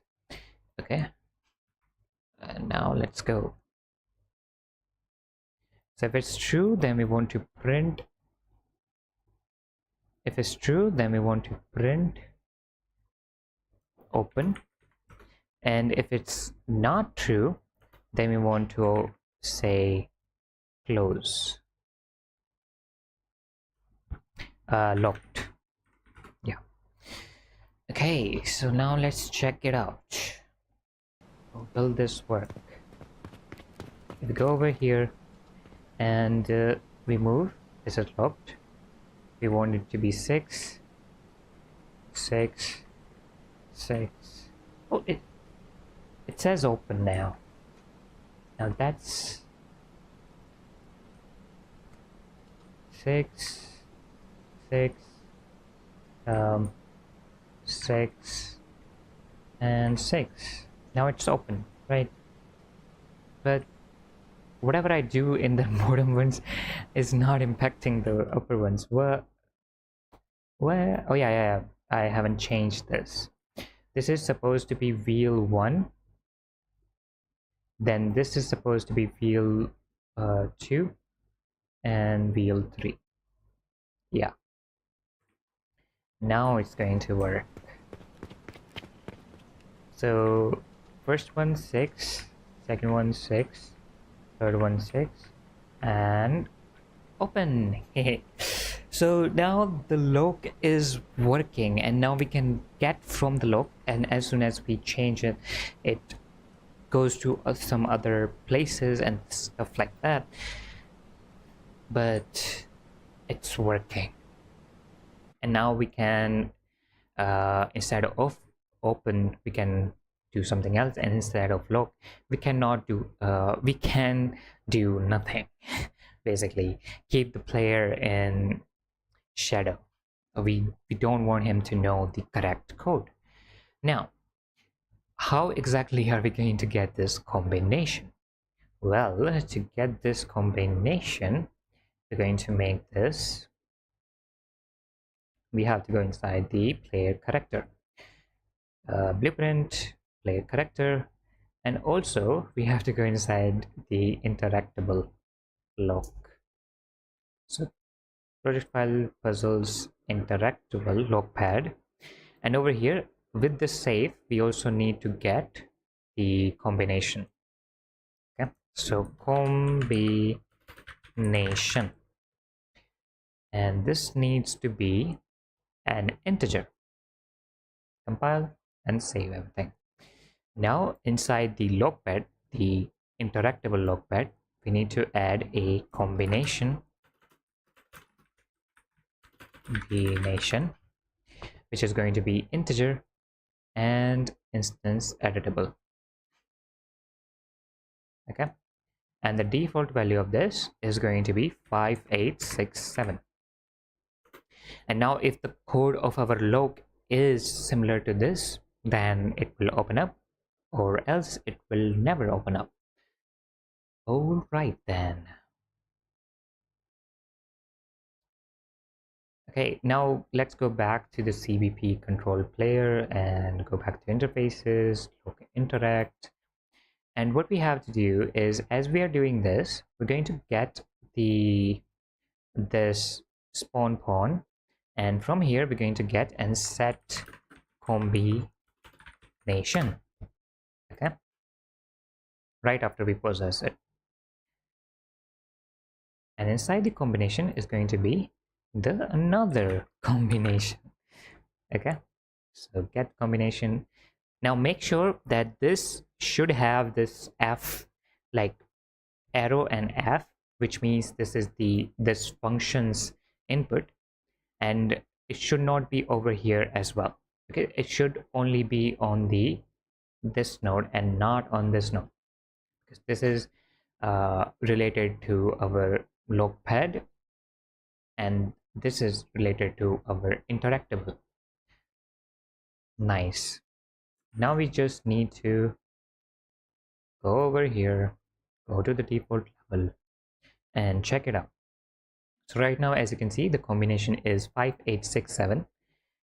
We can go and try to make the combination to be 666, but as you can see, it's still locked.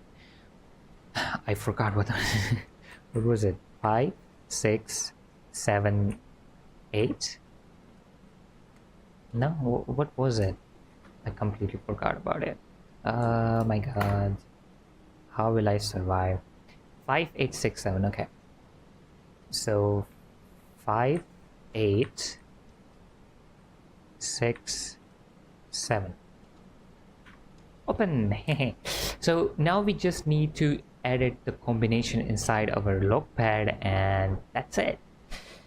Okay, so for now the lock is working. I will make the dropping down and unlocking the door in the next one, because the live is getting a little bit longer and I'm still not used to sitting for 3 to 6 hours. I would need a break, but I don't think the weather is good for me to go live for like 6 hours. Anyways, I did mean to correct the options menu and I will be doing it today. So let me just do that.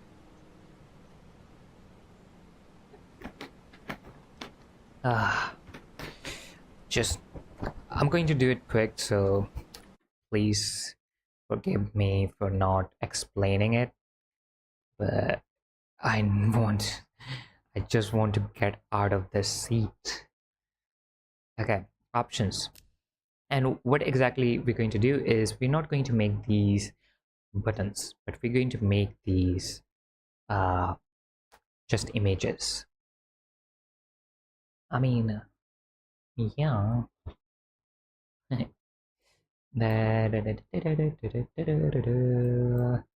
Should I do this the next time?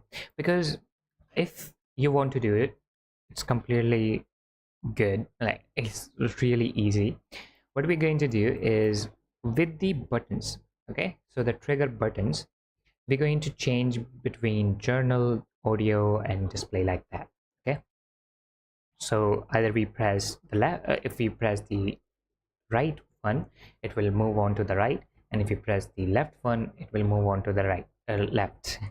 And now with this, we will only have to worry about moving through these values, and this back, instead of being over here, it can be over here, or maybe it like, yeah. Instead of being over here, it can be over here, which will be right under the code. So let me do that instead. Okay, position 0 0, and alignment is going to be 1. Okay, now let's test it out. Okay, why is it not working? Get my gamepad input.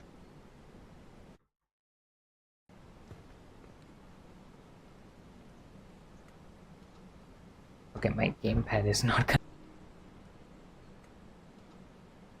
Alright guys, I'm going to end this. Okay, now basically what I want to show you guys is that these buttons are on the right side. So if the back is on the right side, then if we go back, it will be selected. Okay, so that's the one thing that I want you to fix. And now what we can do is, instead of moving through them like buttons, what we will do is, through the trigger buttons, we will be changing from like audio to display like instantly. We don't have to accept this. Okay, as soon as we go to the audio, what it will do, it will showcase all of the audio files, and the display will be now whatever the first options of the audio is, like the widget focus will be that. Yeah, so yeah, that would be much easier to work with, and I think it would work much better than whatever we have right now.